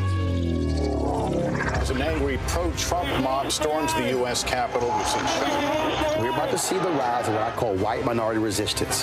We have seen white folks in this country who simply cannot tolerate black folks voting. I think what we're seeing is the inevitable result of violent denial. This is part of American history. Every time that people of color have made progress, whether real or symbolic, there has been what Carol Anderson at Emory University calls white rage as a backlash. This is the rise of the Proud Boys and the Boogaloo Boys. America, there's going to be more of this. Here's all the Proud Boys, guys. This country is getting increasingly racist in its behaviors and its attitudes because of the fear of white people. The fear that they're taking our jobs, they're taking our resources, they're taking our women. This is white fear.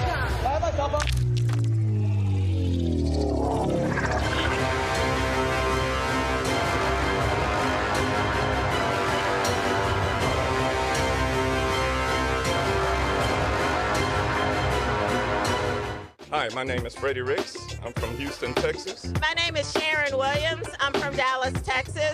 Right now, I'm rolling with Roland Martin, unfiltered, uncut, unplugged, and undamn believable. You hear me?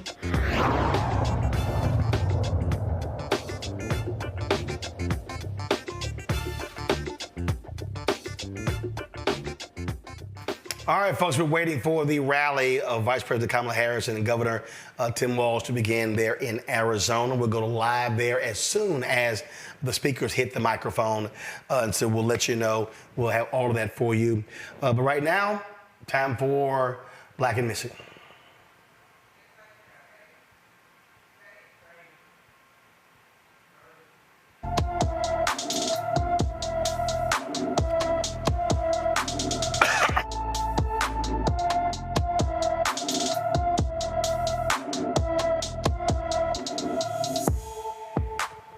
Shania Barber has not been seen since she left her Lincoln, Georgia home on June 17th. The 17-year-old is 5 feet 5 inches tall, weighs 120 pounds with black hair and brown eyes. Anyone with information about Shania Barber should call the Effingham County, Georgia Sheriff's Office at 912-754-3449, 912-754-3449. The 4 hotel workers charged in connection with Devontae Mitchell's death are now in custody. Herbert Williamson was taken into custody 3 days after he and his 3 co-defendants were charged with being a party to felony murder in Mitchell's June 30th death at a Hyatt Regency hotel, according to the Milwaukee County Jail records. The two hotel workers, Devin Johnson Carson and Todd Erickson, were taken into custody on Thursday. Johnson Carson worked at the front desk, and Erickson was the security manager on duty at the hotel on June 30th during the afternoon of the altercation. Williamson, a bellhop at the hotel, and the three others were charged after prosecutors scoured videos showing them piling on top of Mitchell as they tried to remove him from the hotel's lobby before he died. If convicted, each would face up to 15 years and 9 months in prison. The Sangamon County, Illinois Sheriff Jack Campbell has announced his retirement amid mounting political pressure after one of his deputies fatally shot Sonia Massey in her home last month. Governor J.B. Pritzker said Campbell needed to step down because the sheriff has failed. Former Deputy Sean Grayson faces 3 counts of first-degree murder, aggravated battery with a firearm, and official misconduct in the July 6th shooting death of 36-year-old Massey. Campbell, who hired Grayson for the Sangamon County Sheriff's Department in May 2023, reiterated his intent Wednesday to stay on the job. Well, that ain't happening. You know what? The reality here, Matt, he should have stepped down because this man, dishonorable discharge, 6 law enforcement agencies in 4 years. If you're looking at a resume, that ain't even a red flag. That's sirens, alarms, that's everything going off at the same time. Oh, absolutely. And it happens very frequently.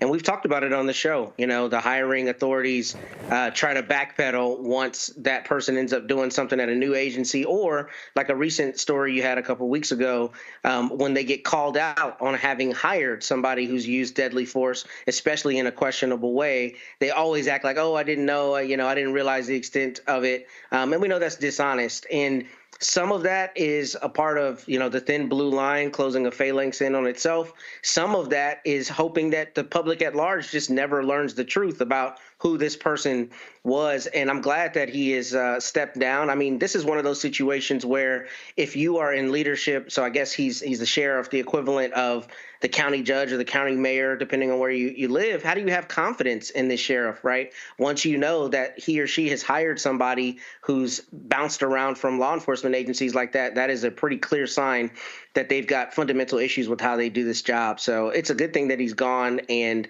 I'm sure he knew about the extent of the problems with this particular officer and just overlooked them. And that's an issue that we see across the country with this exact issue with police officers leaving and being rehired at other agencies after long and sordid histories. You know what? And the thing here, Teresa, he was, this is all political. Then he felt that pressure overnight. 24 hours later, he's gone. Yeah, it should have came sooner. Like Matt said, it's a shame that it takes an outcry by the national public for something they could have done locally a long time ago. If the tables were turned, if the color was different, I'm telling you, would not be a conversation. First infraction, you're out. But it seems like obviously their local politics has kicked in. I'm glad he's out, but will the politics and the traditions change inside that local organization? That's something that we really need to be discussing. Michael? Yeah, Roland. Yeah, he should have already resigned, Sheriff Jack Campbell. But you have to, when you look at, he was, the officer worked for 6 departments in 4 years. You have to wonder, okay, so what type of screening, what type of research was done when he was hired into this sheriff's department?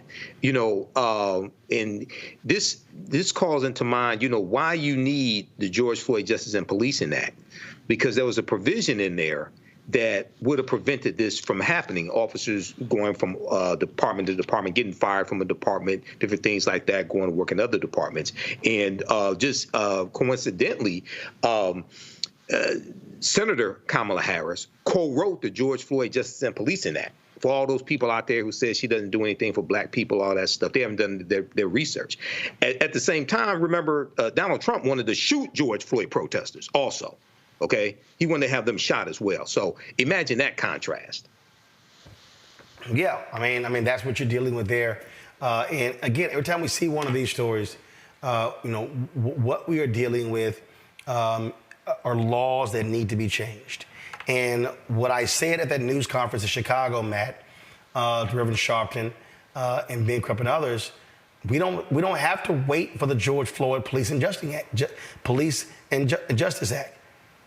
Put the pressure on Pritzker, say, pass the law in Illinois, and then go to every state and have every black caucus in every state propose the law, get it passed, where law enforcement folks cannot hop from one jurisdiction to the other, create that state database, which keeps these thugs off of the force.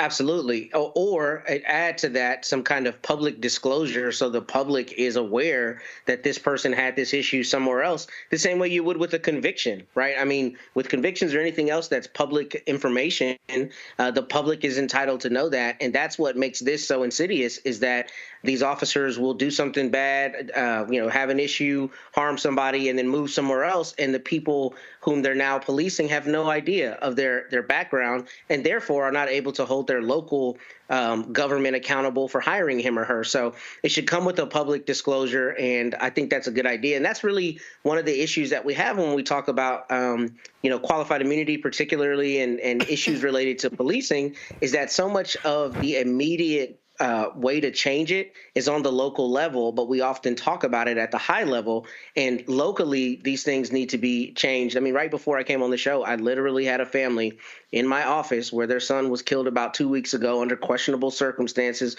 by our local police. And I had to explain to them the difficulties and intricacies of the law in preparing, a lawsuit or preparing an action. And if the law were appropriate on the books, we wouldn't have a lot of the concerns that we have to help vindicate their rights. So we need to hold our local, politicians accountable in that respect. Folks, right now in Glendale, Arizona, Congressman Ruben Gallego, who is running for United States Senate, is now at the microphone. Let's go live to Arizona.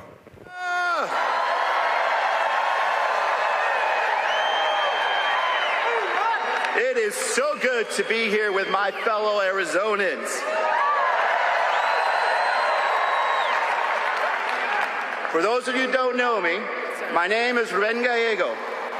I'm a dad, a husband, a congressman, and next to be your U.S. Senator.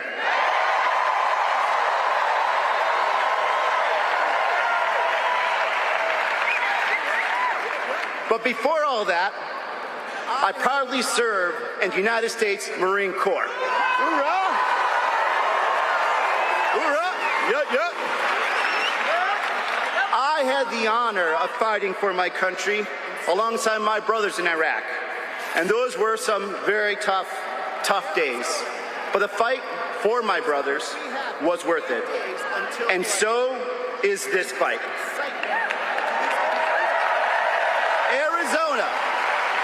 Arizona, we have 88 days until Election Day. And this excitement, this enthusiasm to fight for a better, a brighter Arizona together is what we need.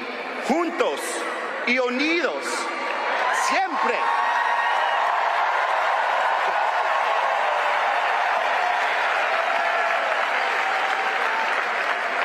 I am proud. One second, we have a... Is everything okay? Medical, I apologize. Can we get some medical care over there, please? Are you okay?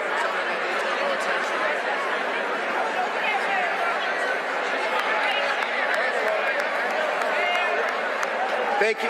Please, Arizonans, bear with us. We have a fellow Arizonan that needs a little attention here.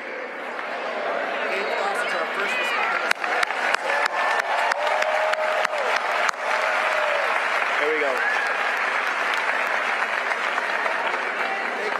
Thank you also to our first responders for reacting so quickly.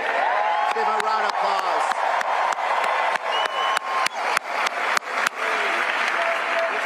Thank you to first responders, law enforcement, everyone here for protecting us and taking care of ours. Thank you.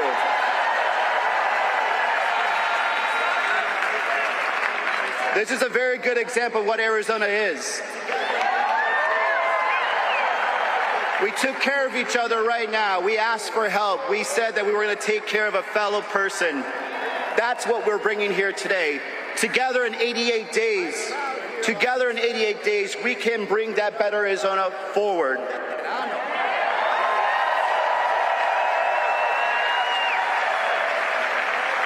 I am proud here also to stand together with another proud veteran, un veterano, Governor Walz.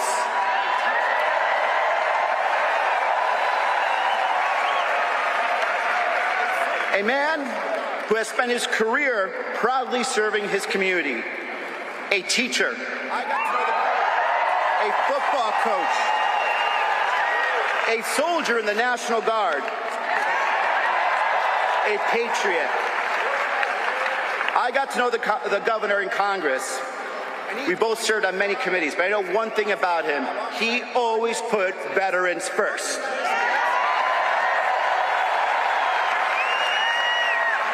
And he is going to proudly represent us alongside our next president of the United States, Kamala Harris.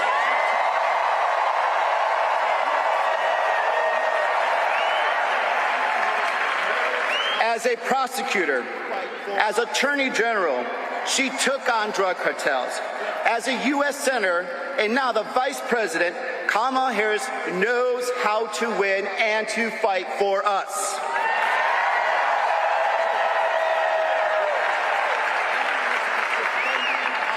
Look, Arizona, we are at a crossroads. We need to be cutting costs for our families. We need to be protecting abortion rights, and we need to be defending our democracy. All that and more are at stake in this election. Since launching this campaign 19 months ago, yes, 19 months ago, I've been proud to crisscross this beautiful state of Arizona. I've spoken to Arizonans everywhere, the farmer in Yuma, the sheriff in Parker, the mom in Mesa, the teacher in Maryville, the student in the Navajo Nation, the abuelita in Nogales. And here's the one thing I discovered. We have so much in common. We want to build a better Arizona for our families and our communities. And that is what this election is about. These politicians, the Kari Lakes of the world, will not give us that.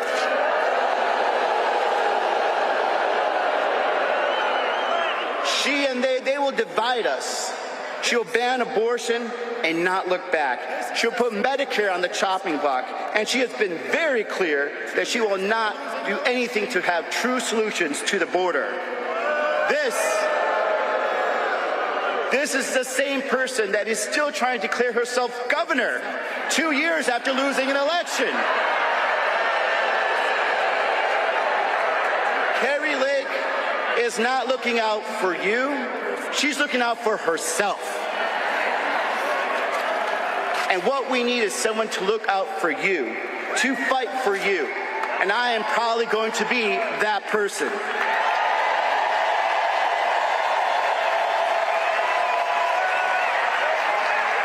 Because no matter what, and everyone knows it, once a Marine, always a Marine. And I never back down from a fight. So I'm going to fight for my daughter Isla, who deserves the same rights that her grandma had growing up. Let's fight for her.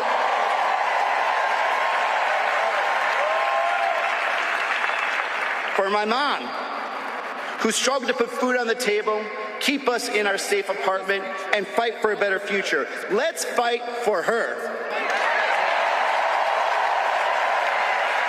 For my son Michael, who deserves the brightest future that I can give him, that this country can give him. Let's fight for him.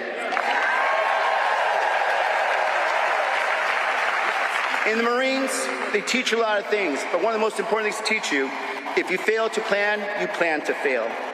So here's what we're going to do in the next 88 days. Let's defeat Kari Lake.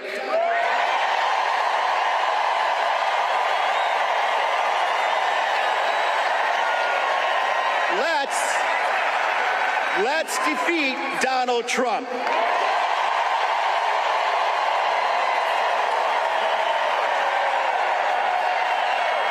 Let's fight for a better future for Arizona. And let's go win. Let us show them who we are in Arizona. Show them that you don't dare to come and try to take our rights, our freedoms, and our future away.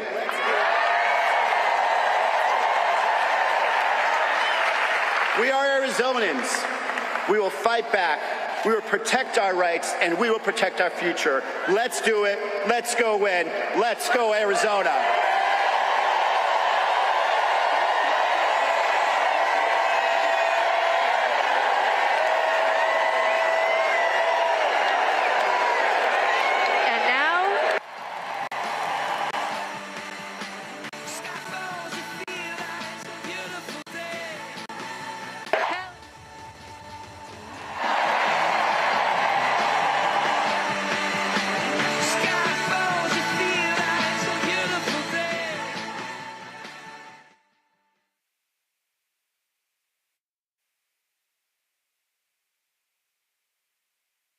All right, folks, coming to the stage right now is Arizona Senator Mark Kelly and his wife, former Congresswoman Gabby Giffords. You might remember there was an assassination attempt at a grocery store in Arizona where she was almost killed, and she still is affected by that shooting. And one of the reasons why both of them are huge gun control advocates. He, of course, is on the short list to be the vice presidential nominee. And so he's about to speak right now at the rally in Arizona. Let's go back there.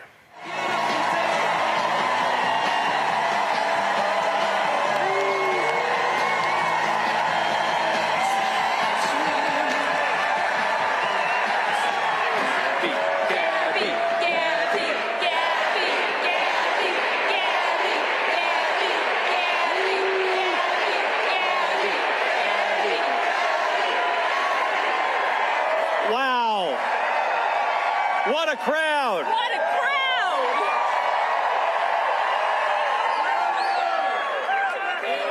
Thank you. Woo!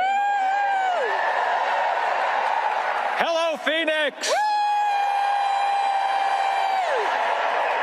It is so great to be home here in Arizona. Woo!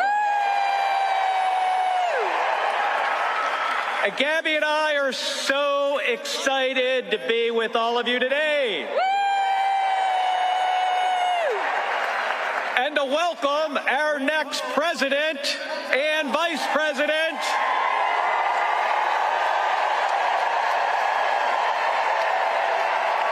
to our great home of the state of Arizona.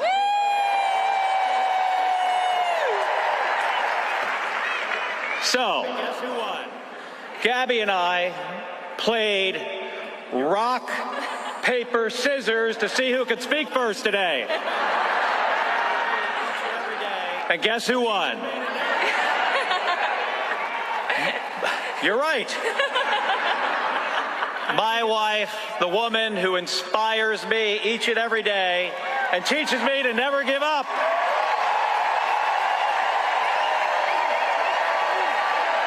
Gabby Giffords.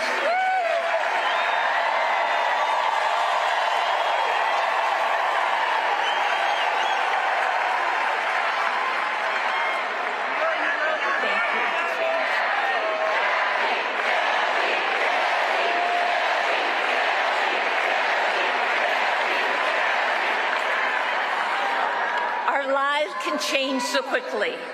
Mine did when I was shot, but I never gave up hope. I chose to make a new start, to move ahead, to not look back. I'm relearning so many things, how to walk, how to talk, and I'm fighting to make the country safer.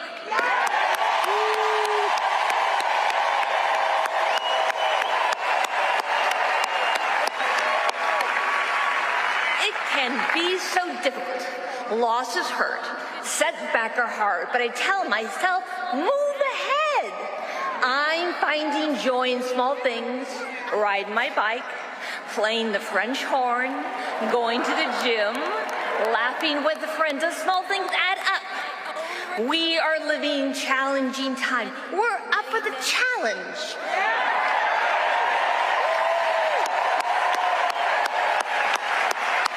My own recovery has taken years. Many, many, many people helped me along the way, and I learned so much. I learned that people care for each other and work together. Progress is possible. A world is possible.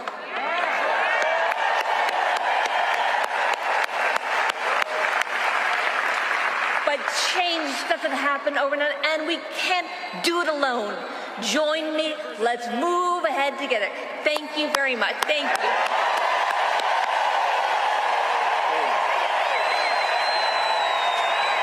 Gabby Giffords, everybody.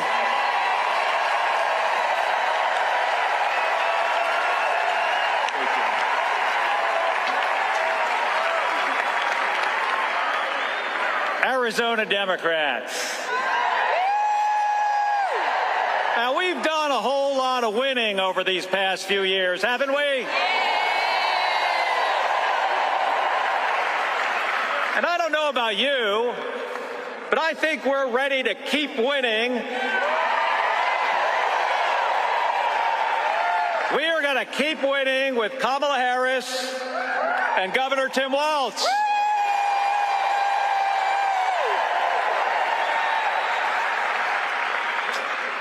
And we've got to, because there is so much at stake.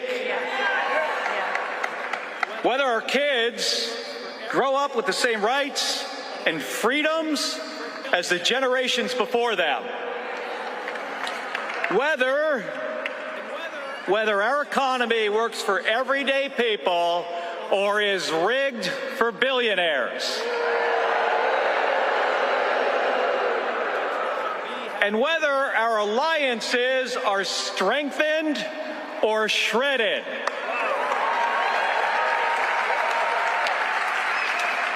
And that's why we have to elect Kamala Harris and Tim Walz.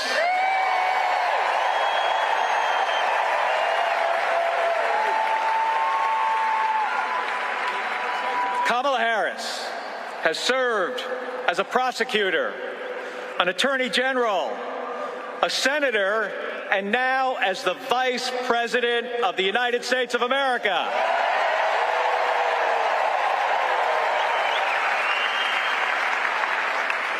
She is the leader we need to take our country into the future.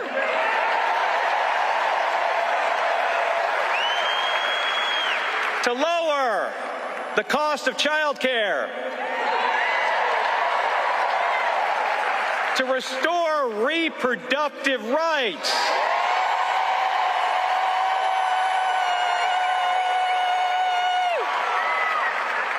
and to help us reduce gun violence.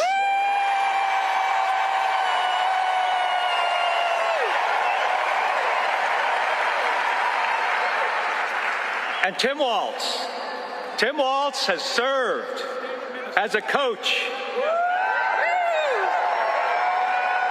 as a teacher, as the governor of the state of Minnesota, and in the U.S. House. And I don't know if you know this, but Gabby and Tim Walz were sworn in together as brand new members of Congress.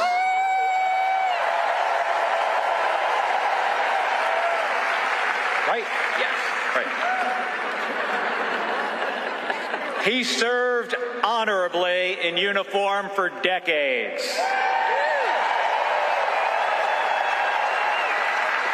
And Tim has brought that experience to everything he has done since. Fighting for our service members, fighting for veterans, and fighting for military families.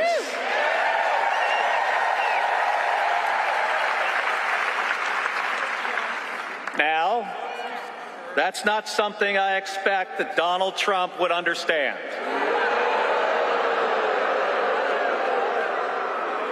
Donald Trump calls those who served suckers and losers.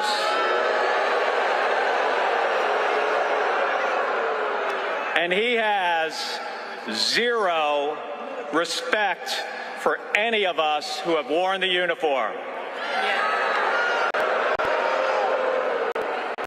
Folks, here in Arizona, we don't attack people for their service to our country. What do? We thank them.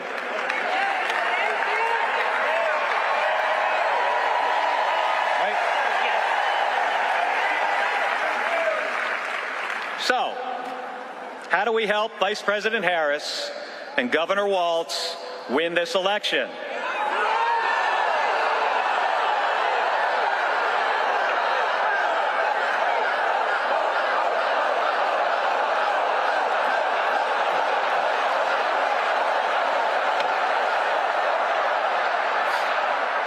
So, folks, this is not rocket science. And I know a little bit about rocket science.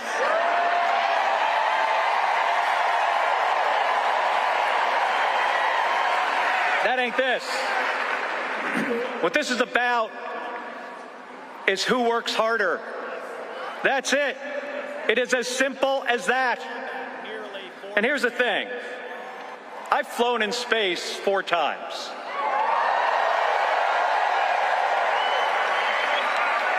And I've flown in combat nearly 40 times. But folks, not once did I do any of that by myself. It takes a team of people working together to accomplish a mission. It's always been that way. Now, I may be a Navy guy.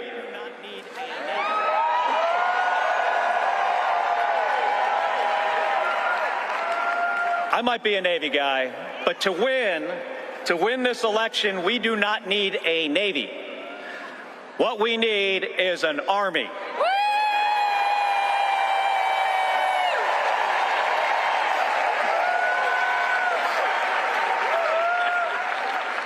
Now, here's the good news. Our future vice president, he's an Army guy.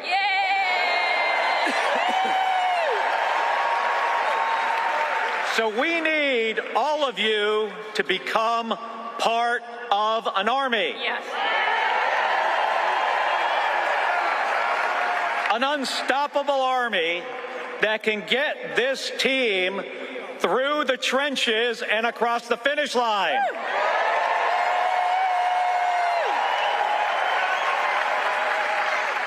And Gabby and I, we are ready to join this army.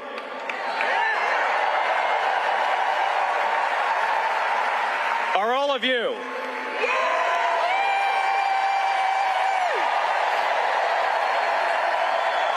All right, so let's get this done, Arizona. Thank you. Thank you very much. Thank you, everybody.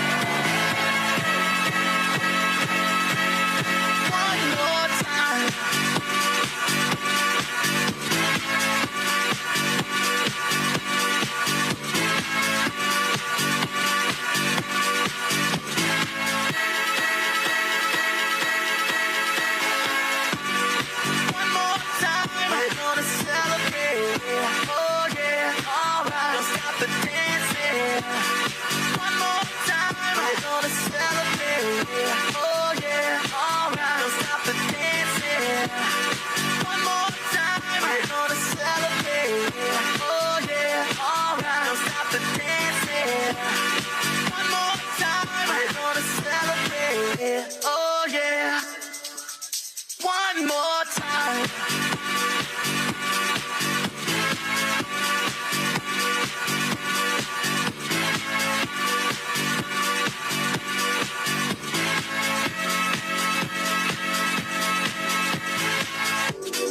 One more time. We're gonna celebrate. Oh yeah, alright. Don't stop the dancing. One more time. We're gonna celebrate. Oh yeah, don't stop the dancing. One more time. You know I'm just feeling celebration tonight. Celebrate. Don't wait too late. No, we don't stop. You can't stop. We're gonna celebrate. One more time. One more time. One more time. A celebration. You know we're gonna do it right tonight. Hey, just feeling. Music's got me feeling the need. Yeah. Come on. All right. One more time.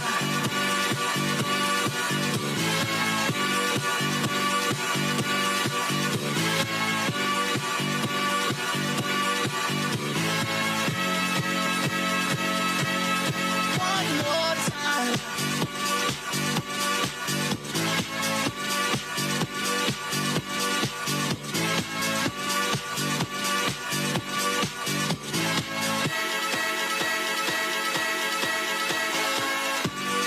One more time. We're gonna celebrate. Oh yeah, alright. Don't stop the dancing. One more time. We're gonna celebrate. Oh yeah, alright. Don't stop the dancing. One more time. We're gonna celebrate. Oh yeah, alright. Don't stop the dancing. One more time. We're gonna celebrate. Oh yeah. One more time.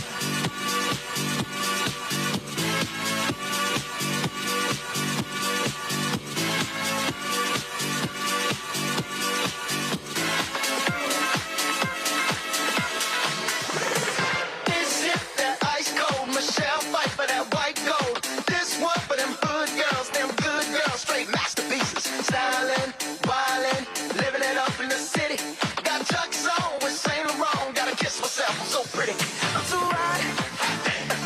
Call the police and the fireman. I'm too hot. Make a dragon wanna retire, man. I'm too hot. Say my name, you know who I am. I'm too hot.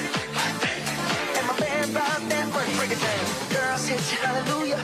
Girls hit you, hallelujah. Girls hit you, hallelujah. 'Cause Uptown Funk gon' give it to you. 'Cause Uptown Funk gon' give it to you. 'Cause Uptown Funk gon' give it to you. Saturday night and we in the spot. Don't believe me, just watch. Come on. Come on, y'all.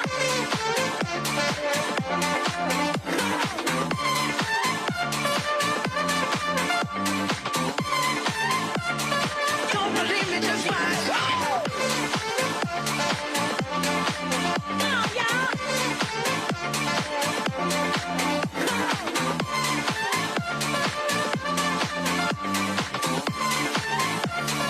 Don't believe me, just watch. Say what? Arizona, how y'all feeling? Say what? I'm too hot. Call the police and the fireman. I'm too hot. Make a dragon wanna retire, man. I'm too hot. Say my name, you know who I am. I'm too hot. And my band about that money, break it down. Girls hit you, hallelujah. Girls hit you, hallelujah. Girls hit you, hallelujah. 'Cause Uptown Funk gon' give it to you. 'Cause Uptown Funk gon' give it to you. 'Cause Uptown Funk gon' give it to you. Saturday night and we in the spot. Don't believe me, just watch. Come on. Come on, y'all.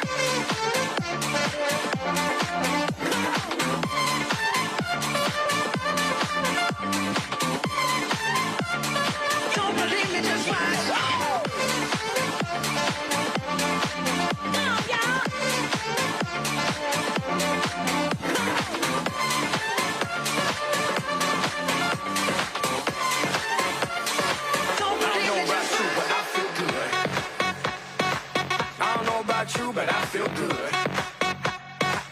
I don't know about you, but I feel good. I don't know about you, but I feel good. I don't know about you, but I feel good. I'm 2 + 2, I'm for sure. You down, I'm down, baby, let's go. You stop, you drop, baby, then roll. You twerk, you pop, booty so swole. I'd hate me too if I were you. And when it comes to billions, I'll take 2. It's only one life, you don't get 2. So live life, don't let it live you. I got a pocket full of $100 bills. Put on a jacket, cause these diamonds give you chills. 2 shots are running, 2 out, I'm stunning tonight. Tonight, yeah. Look in the mirror, I'm like, who the hell is he? So many whips and cribs, I'm losing track of keys. Ooh, up to something, ooh, yeah, I love it, alright. Alright. Yeah, yeah, I'm drinking out the bottle. Get loose, hanging with supermodels. Get loose, feel like I hit the lotto. I don't know about you, but I feel good. I don't know about you, but I feel good. I don't know about you, but I feel good. I don't know about you, but I feel good. I don't know about you, but I feel good. I just see you don't fall from the tree. Cause I've been looking at you so long now, I only see me. I wanna throw the apple into the sky. Feels like you never understand me, so I just wanna drive to the airport. The airport, the airport, the airport. I guess the apple could turn yellow or green. I know there's lots of different nuances to you and to me. I wanna grow the apple, keep all the seeds, but I can't help but get so angry you don't listen or leave. To the airport, the airport, the airport, the airport, the airport, the airport, the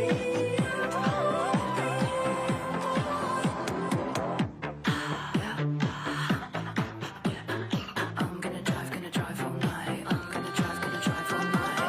I think the apple's rotten right to the core. From all the things that's done, from all the apples coming before. I split the apple down symmetrical lines. I wanna find it's kinda scary. Makes me just wanna drive, drive, drive, drive, drive, drive, drive. I'm gonna drive all night. I'm gonna drive all night.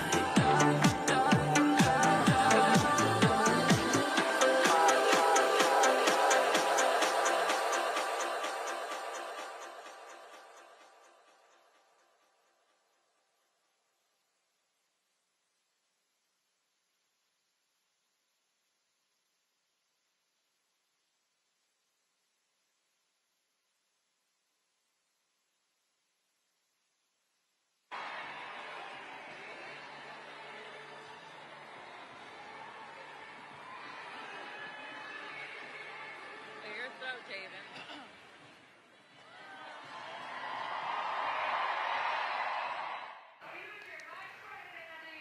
Here we go. Vice President of the United States, Governor Tim Walz.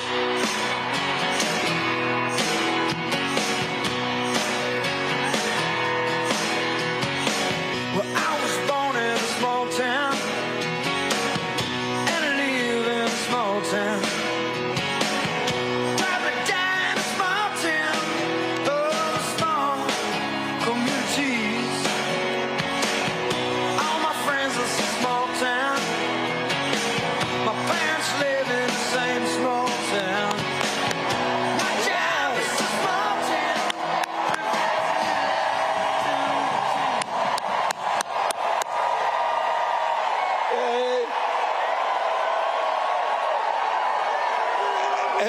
Hello, Arizona.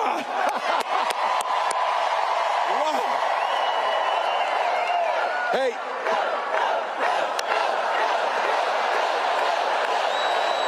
Yeah. Wow.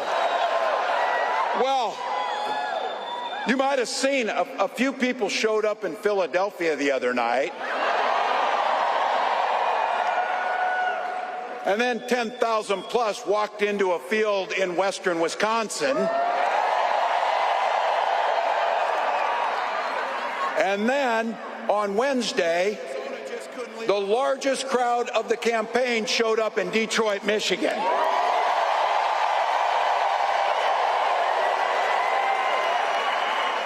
But Arizona just couldn't leave it alone, could you?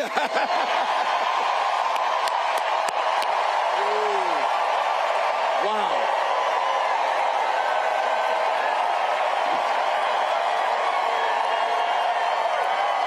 You know,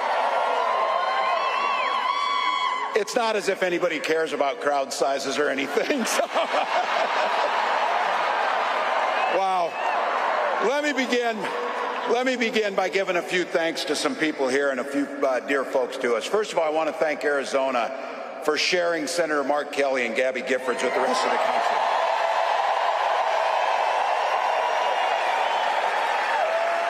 Gabby was a classmate of mine in '06, and they are both national treasures. Thank you, Arizona.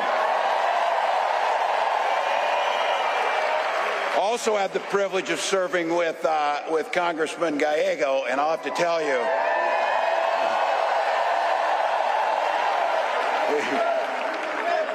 he was an amazing colleague, and I have to tell you, he's going to be an amazing senator. But we get a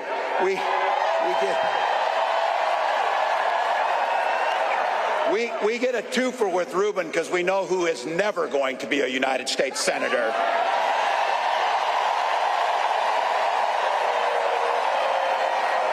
To all the local elected officials, thank you, but the most important thank you to each and every one of you. Look, you took time out of your busy lives. You found babysitters, you took time off work, you walked for miles in. Look, I'm a Minnesotan, I'm like a damn snowman, I'm melting here. We walk on water half the year in Minnesota, it's so damn cold, but not you, you came. And you came into this space with neighbors.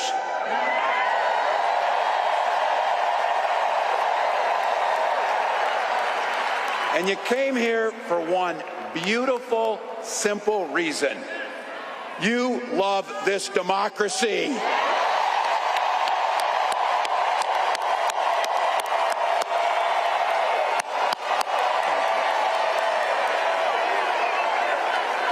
I'll tell you what.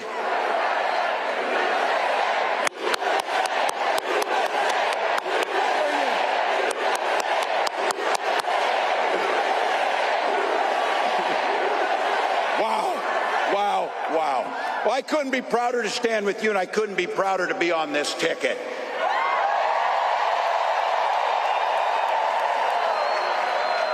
You know what's at the end of this little journey? Kamala Harris as the next president of the United States.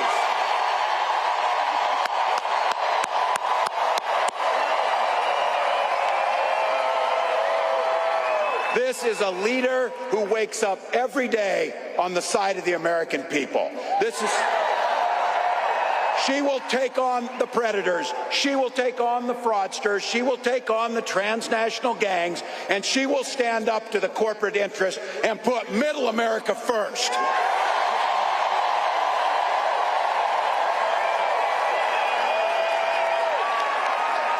And she's been effective. She's been willing to reach across the aisle no matter what, just to make sure it improves people's lives. And I'll have to tell you, I know a little something about commitment to people. Some of you heard this. I was born in a small town in Nebraska. We talk about small towns. These are those Nebraskans that moved out here for the winter, so. But look, small town was all about community. My mom and dad, they taught us to show some care to your neighbors, show some generosity, work towards a common good, be a decent human being to your neighbors.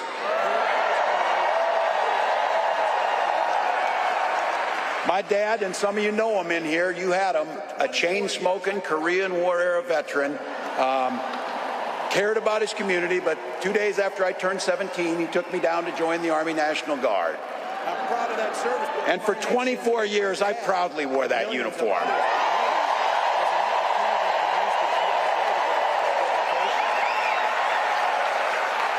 I'm proud of that service, but what my nation gave my dad and millions of others and me was an opportunity to use the GI Bill to get a college education. My brothers and sisters and I all became teachers. My dad was a teacher. My brothers and sisters and I. And we married teachers. My brothers and sisters and I all became teachers. I had the privilege of teaching high school social studies for 20 years.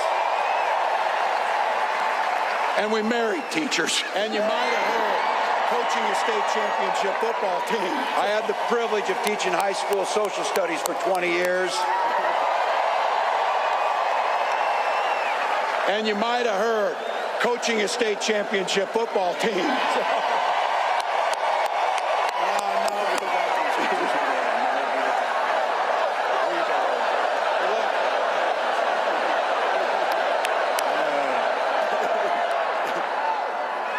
Now if the Vikings could just win, that would be Weber. And look, my students. But I hope to instill in them.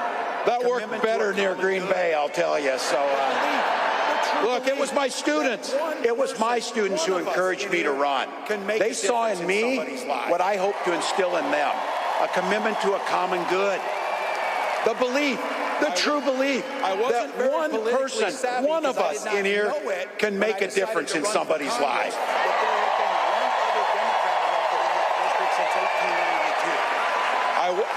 I wasn't very politically savvy because I did not know it when I decided to run for Congress that there had been one other Democrat elected in that district since 1892.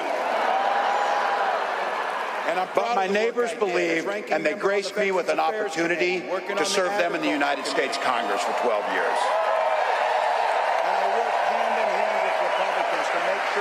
And I'm proud of the work I did as ranking member on the Veterans Affairs Committee, working on the Agriculture Committee.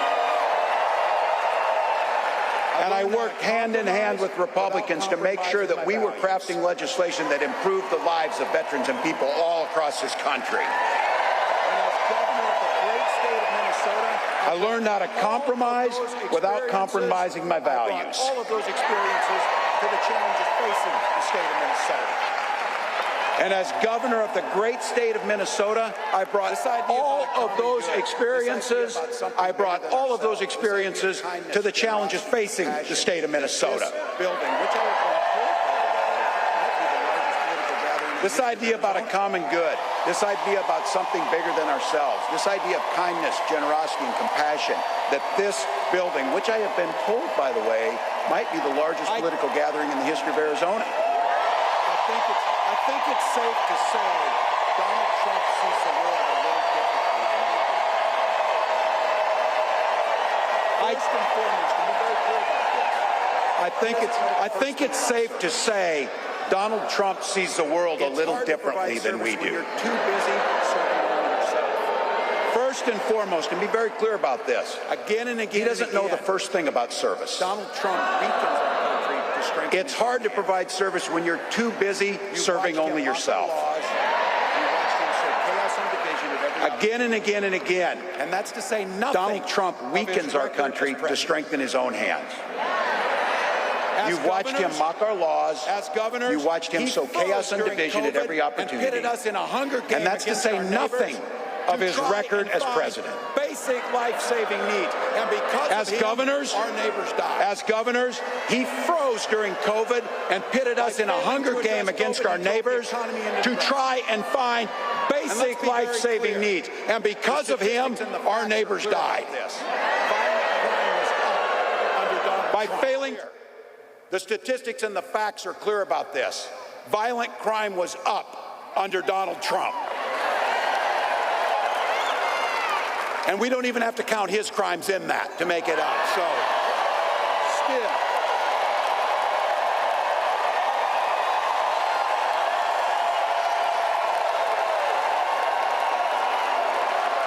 Look, those, better yet, beat the hell out of him at the ballot box. Beat the hell out of him at the ballot box. Look, you and I, especially the gray hairs in the crowd, we know our relatives. Republicans used to be the people talking about freedom. Not this group. When they talk about freedom, it means that the government should be free to invade your exam room with your doctor.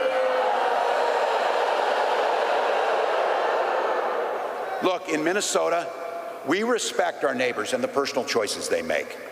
We maybe wouldn't make the same choices, but we respect them. And I know in Minnesota and in Arizona and places across this country, you know what makes society work best? Is when you learn a golden rule. Mind your own damn business. Mind your own damn business. We don't need it.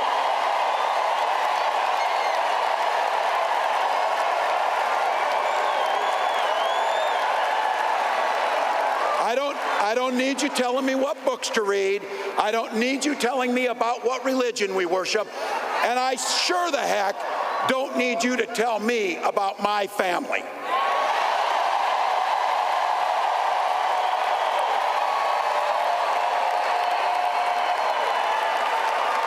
Look, this one's personal for me. This one's personal for me about IVF and reproductive care. When my wife and I, my wife of 30 years, because yes, we share family values, we just make our own damn choices about our family.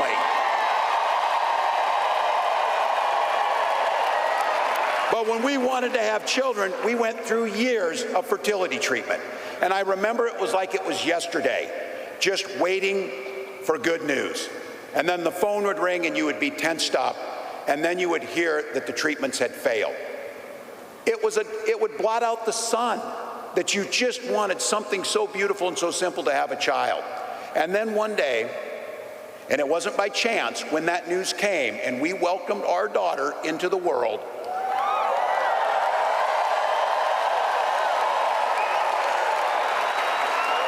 we named her Hope. We named her Hope.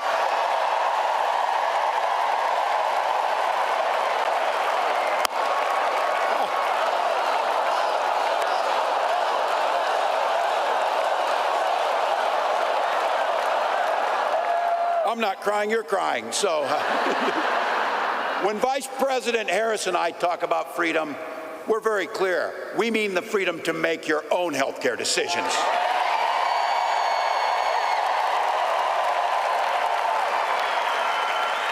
And for all of our children to be free to go to school without worrying they'll be shot dead in their classroom.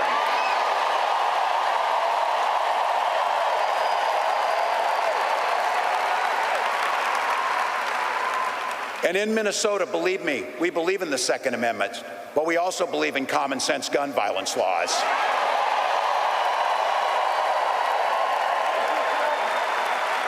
I remind my colleagues when I was in Congress, Ruben could tell this story, for 3 years in a row I was the top gun in the congressional trap shoot, so we can shoot better than them too, just by the way.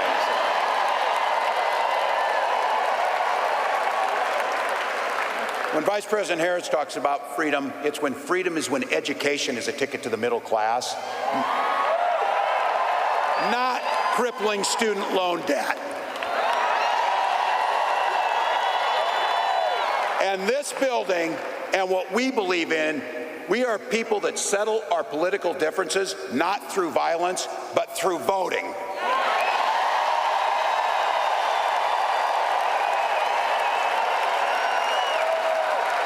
It's a simple.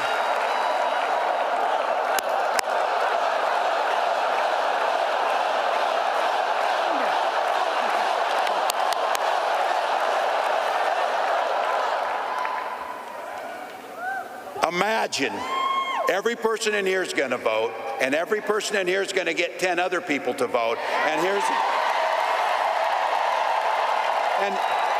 let's just go ahead and not go through this thing that it's so close. Let's just win big, people. Let's just win big. That's our choice. How often you get a choice so simple that this is going to decide the direction of our country? We have 87 days to decide the direction we're going to go. And I've been saying it. We can do anything for 87 days. Anything.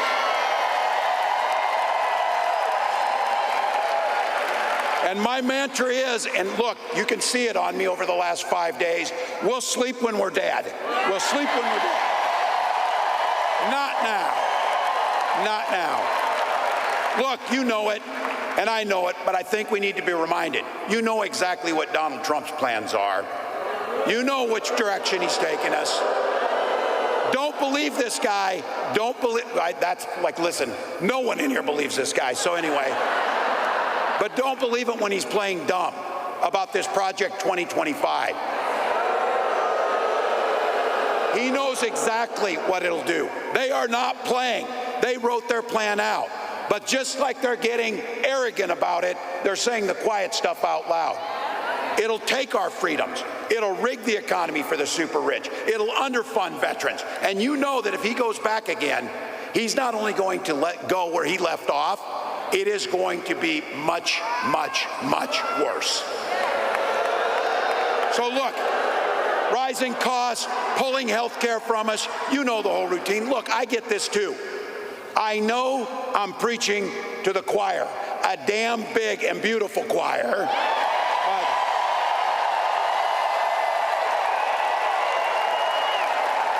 But practice is over, people. The choir needs to sing. The choir needs to sing.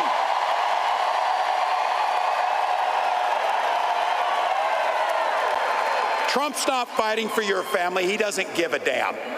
And his running mate shares the same dangerous, twisted, backward agenda.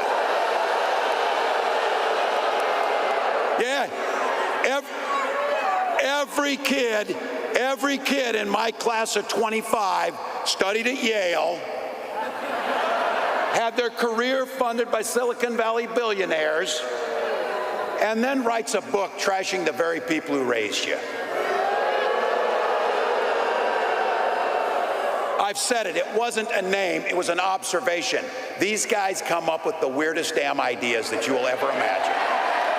You know it's true. But here's the good news. We know the stakes. We know who they are.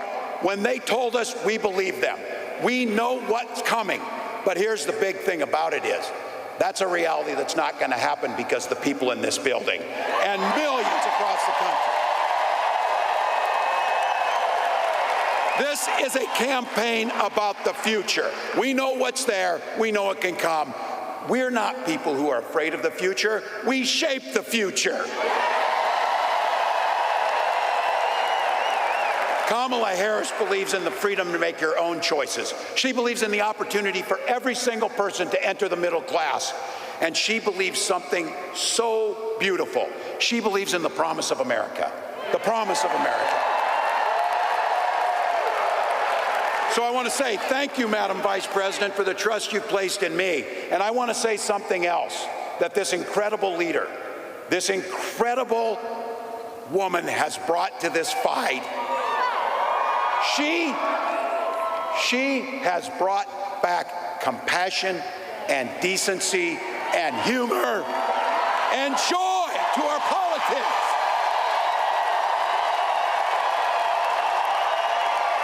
So Arizona, bring that joy with you, bring those smiles, bring that positive future as you join me in welcoming the next President of the United States, Kamala Harris.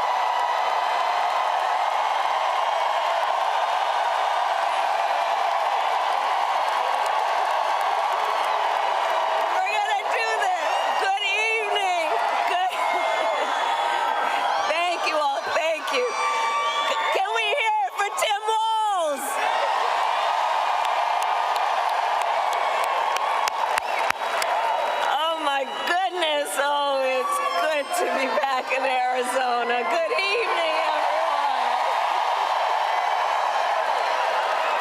Oh my goodness, thank you all so very much. Oh, it is good to be back. Let me just say, let me just start by thanking everyone who is here. Thank you all so very much. All of you. We're gonna do this. We're gonna do this. We are going to do this.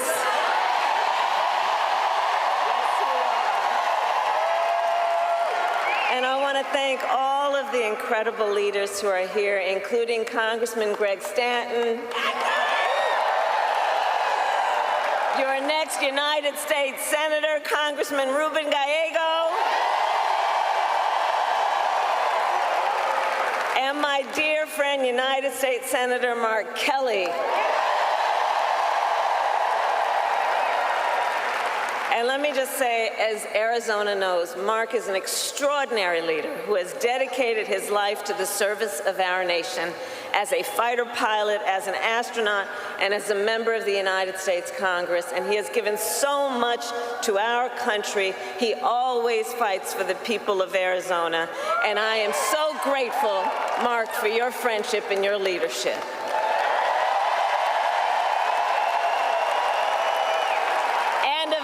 The phenomenal Congresswoman Gabby Giffords.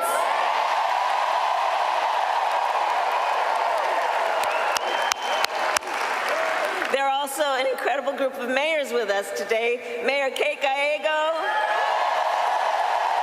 Mayor Corey Woods, and Arizona co-chair of Republicans for Harris, Mayor John Giles.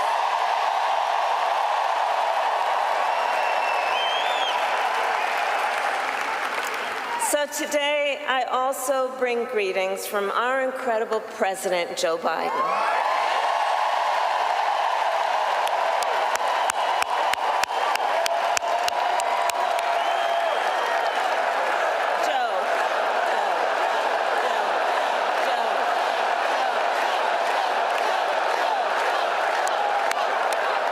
And I know we are all deeply grateful for his lifetime of service to our nation, and we thank Joe Biden each and every day for all he is and all he has done and all he has yet to do. Let us thank him always.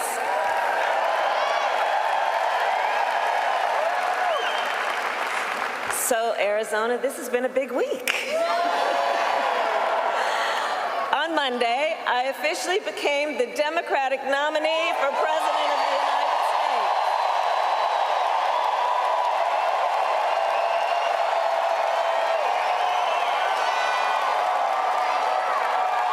And on Tuesday, I announced my running mate in this campaign, Governor Tim Walz.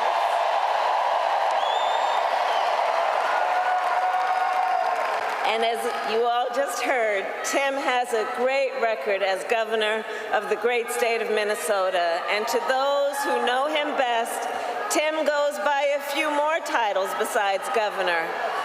To his wife, Gwen,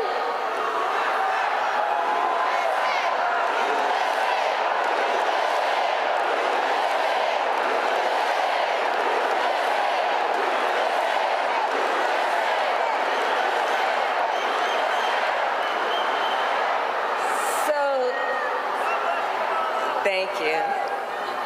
So Tim, we know him by governor, but you'll soon get to know his wife, Gwen, to whom, you know what? Hold on a second. Hold on, everybody. Hold on. Here's the thing. We are all in here together. I'm told an extraordinary number of folks who are here together because we love our country. We're here to fight for our democracy.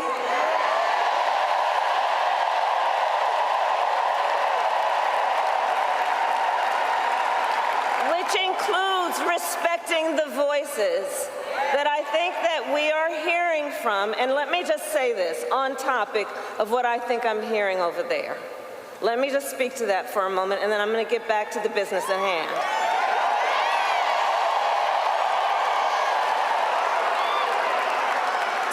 say, I have been clear. Now is the time to get a ceasefire deal and get the hostage deal done.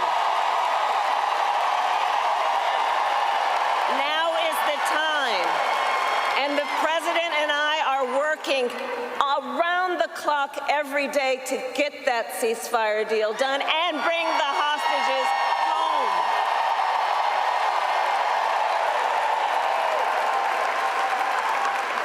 So I respect your voices, but we are here to now talk about this race in 2024.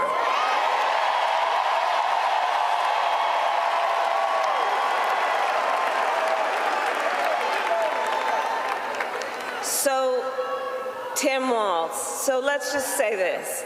Besides being governor, the thing I've come to learn about Tim Walz that you have known and may learn more, he's an extraordinary person. He's known by many titles. To his wife, Gwen, he is husband. To his kids, Hope and Gus, he is dad. To the people of southern Minnesota for 12 years, he was congressman. To his former high school students, he was Mr. Walz. And to his former high school football players, he was coach.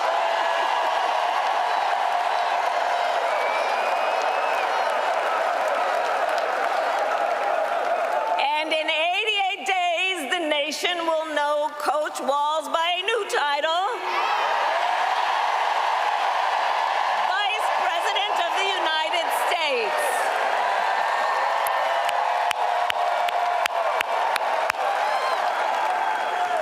So it's so good to be back in Arizona, and I thank you all for turning out today. This is an extraordinary, extraordinary thing.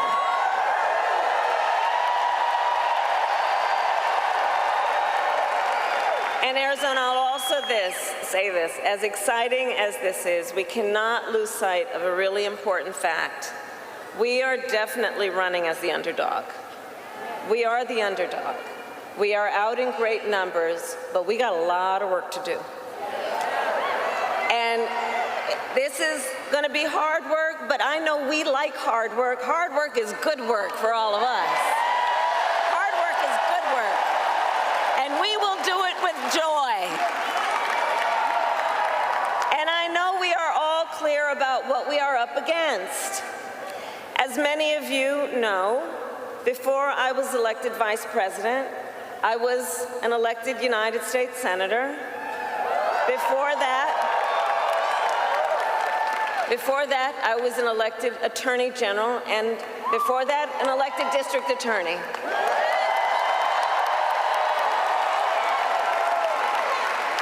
And before that, I was a courtroom prosecutor. So I took on, in these roles, perpetrators of all kinds. Predators who abused women, fraudsters who ripped off consumers, scammers who broke the rules for personal gain. So Arizona, hear me when I say, I know Donald Trump's type.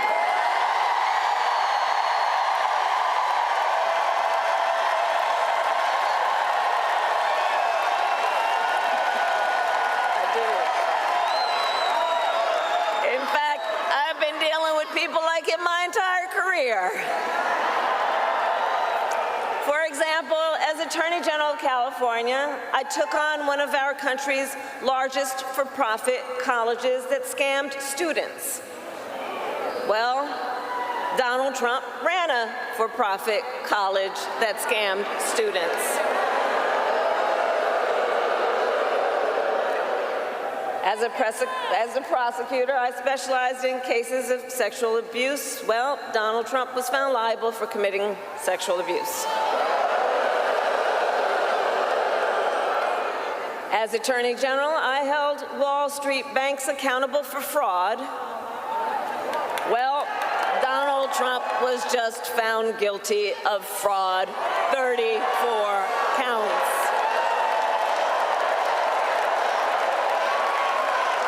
So all of this, yeah, the courts will deal with that. We're going to win in November. We're going to win in November.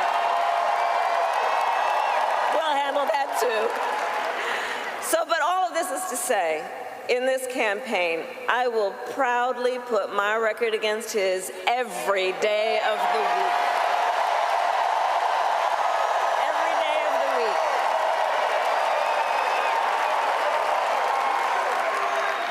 But make no mistake, that being said, our campaign is not just about us versus Donald Trump. It is about, and I love you guys.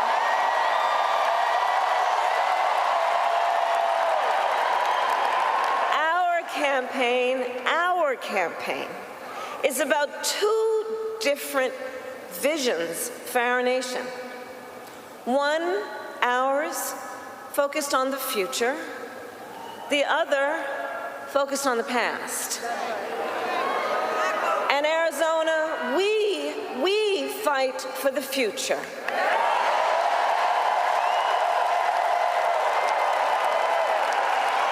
A future with affordable health care, affordable child care, and paid leave.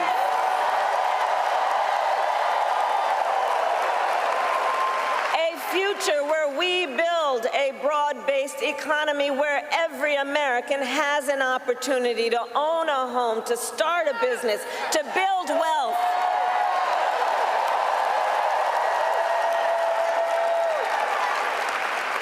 Here with us today, I know we have a number of Native leaders. And as president, I will tell you, I will always honor tribal sovereignty and respect tribal self-determination.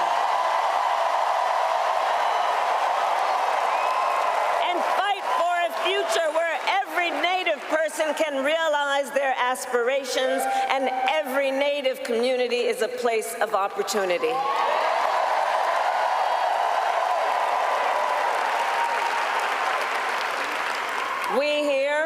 We believe in a future where we lower the cost of living for America's families,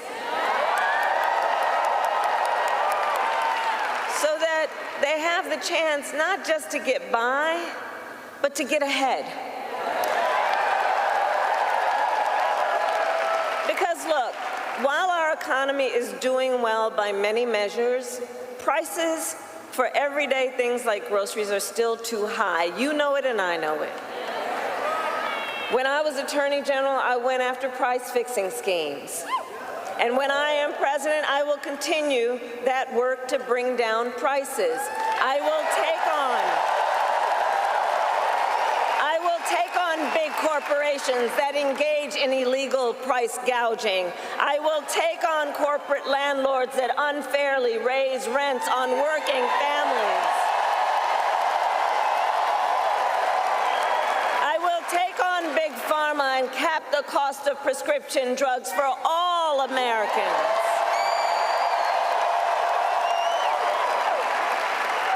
And all of this is to say, unlike Donald Trump, I will always put the middle class and working families first.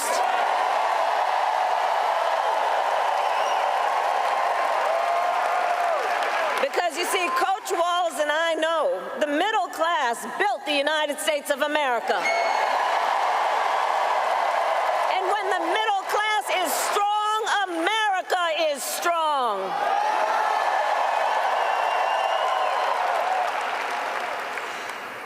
And while we work to move our nation forward, look, Donald Trump, be very clear, intends to move us backward.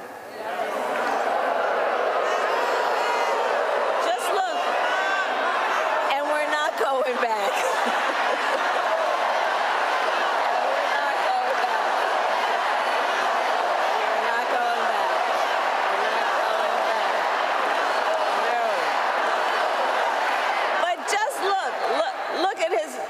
Tim talked about it. Look at his Project 2025 agenda. It's 900 plus pages. I can't believe they put that thing in writing, by the way. But when you look at it, when you read it, you will see Project 2025 is a plan to weaken the middle class. If he is elected, Donald Trump intends to give a tax break to billionaires and big corporations. He intends to cut Social Security and Medicare. He intends to surrender our fight against the climate crisis. And Arizona, every day you feel the impact of extreme heat and drought. You know this crisis is real. He calls it a hoax.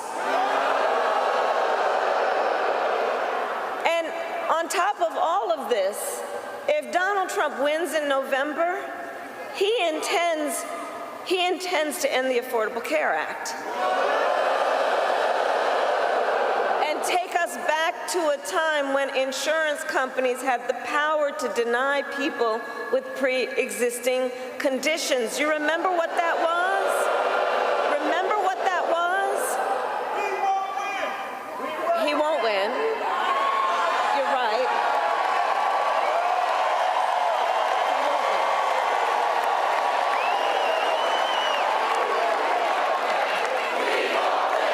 We will win.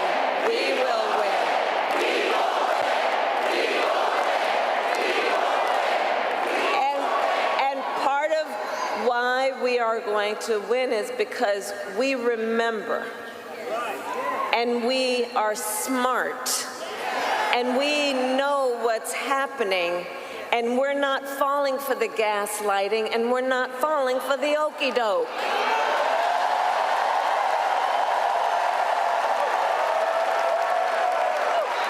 That's why.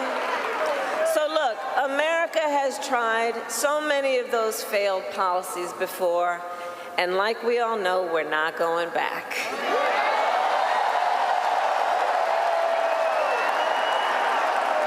We will move forward and take on the biggest issues facing our nation. For example, the issue of immigration. So I was Attorney General of a border state.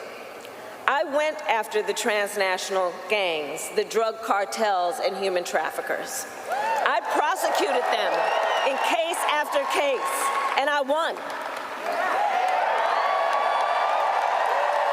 So I know what I'm talking about. We know our immigration system is broken, and we know what it takes to fix it. Comprehensive reform that includes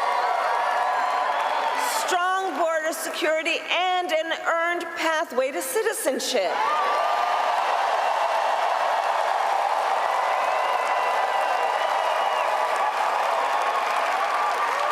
But Donald Trump does not want to fix this problem. Be clear about that. He has no interest or desire to actually fix the problem. He talks a big game about border security, but he does not walk the walk.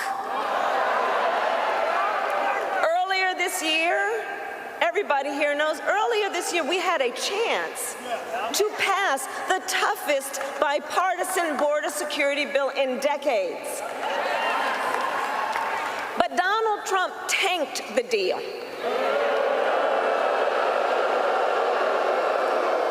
Because he thought by doing that it would help him win an election. But when I am president, I will sign the bill.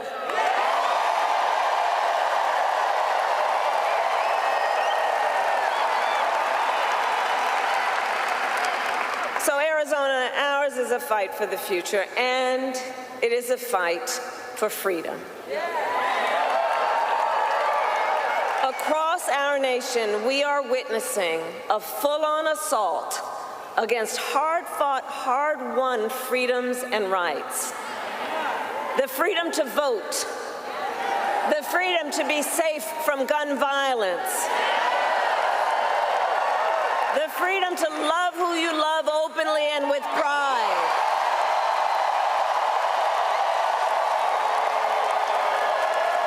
And the freedom of a woman to make decisions about her own body and not have her government tell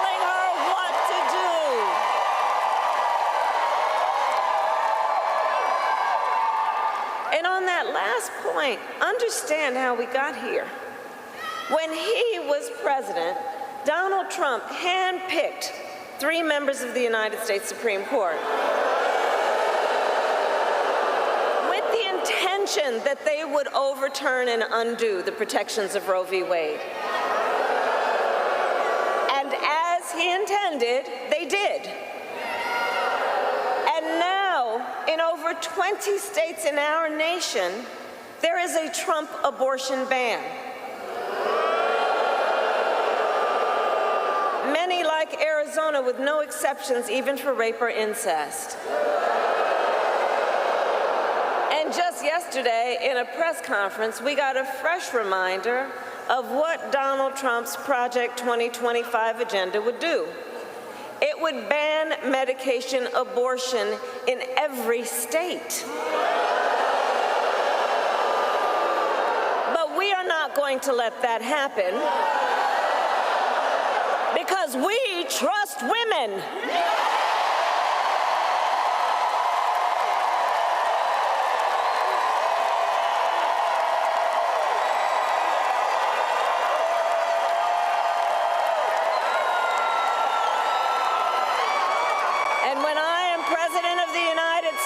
And when Congress passes a bill to restore reproductive freedoms for every woman in America, I will sign it into law.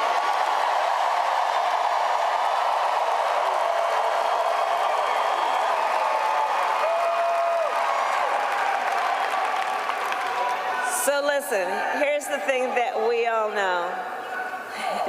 Here's the thing we all know. Generations of Americans before us led the fight for freedom. Now, the baton is in our hands. Each and every one of us. So we who believe in the sacred freedom to vote will finally pass the John Lewis Voting Rights Act and the Freedom to Vote Act.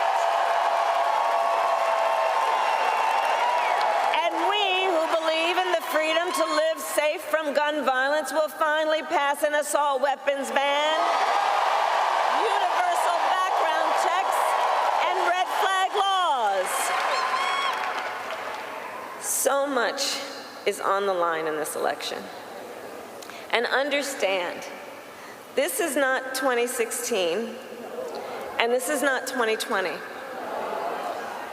You know, this time around, the stakes are even higher. And that's because last month, the United States Supreme Court basically just told the former president, who has been convicted of fraud, that going forward, he will be effectively immune no matter what he does in the White House. But think about what that means. Think about what that means in this election. Think about what that means. He's been effectively told he will be immune if he's back in the White House. Think about what that means when you remember Donald Trump has openly vowed if reelected, he will be a dictator on day one. That he will weaponize the Department of Justice against his political enemies. Remember that he even called for the, quote, termination of the Constitution of the United States. Understand what this means. And let us be very clear. Someone who suggests we should terminate the Constitution of the United States should never again stand behind the seal of the United States President. Never again. Never again.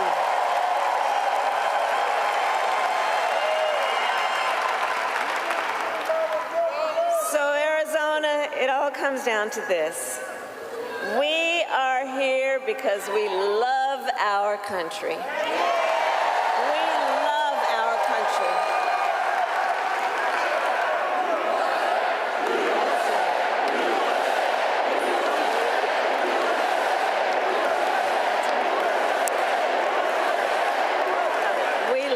country, and I do believe it is the highest form of patriotism to fight for the ideals of our country.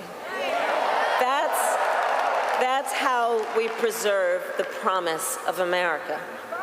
And after all, the promise of America is what makes it possible for Governor Walz and me to be on the same stage together. Because think, two middle-class kids, one a daughter of Oakland, California,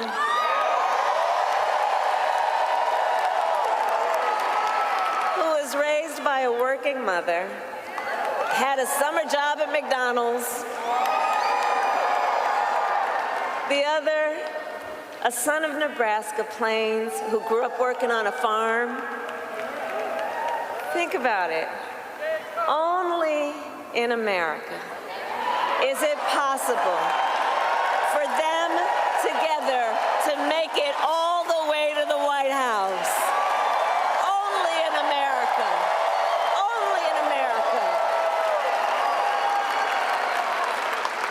So we together, all of us, we're running this campaign on behalf of all Americans, from red states to blue states, from the heartland to the coast. And when we are elected, we will govern on behalf of all Americans. All Americans. So Arizona, ultimately in this election, I do believe we each one of us, we face a question. That question being, what kind of country do we want to live in? Do we want to live in a country of chaos, fear, and hate? Or a country of freedom, compassion, and rule of law?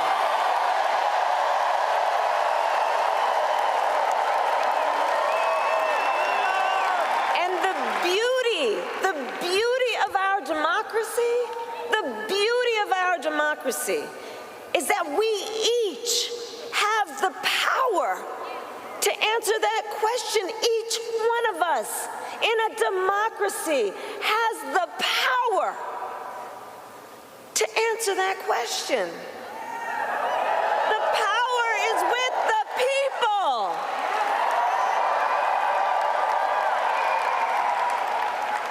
And in the next, then 88 days, we need you to use your power. We need you to knock on some doors. We need you to register folks to vote. We need you to energize, to mobilize, to organize, and to make your voices heard.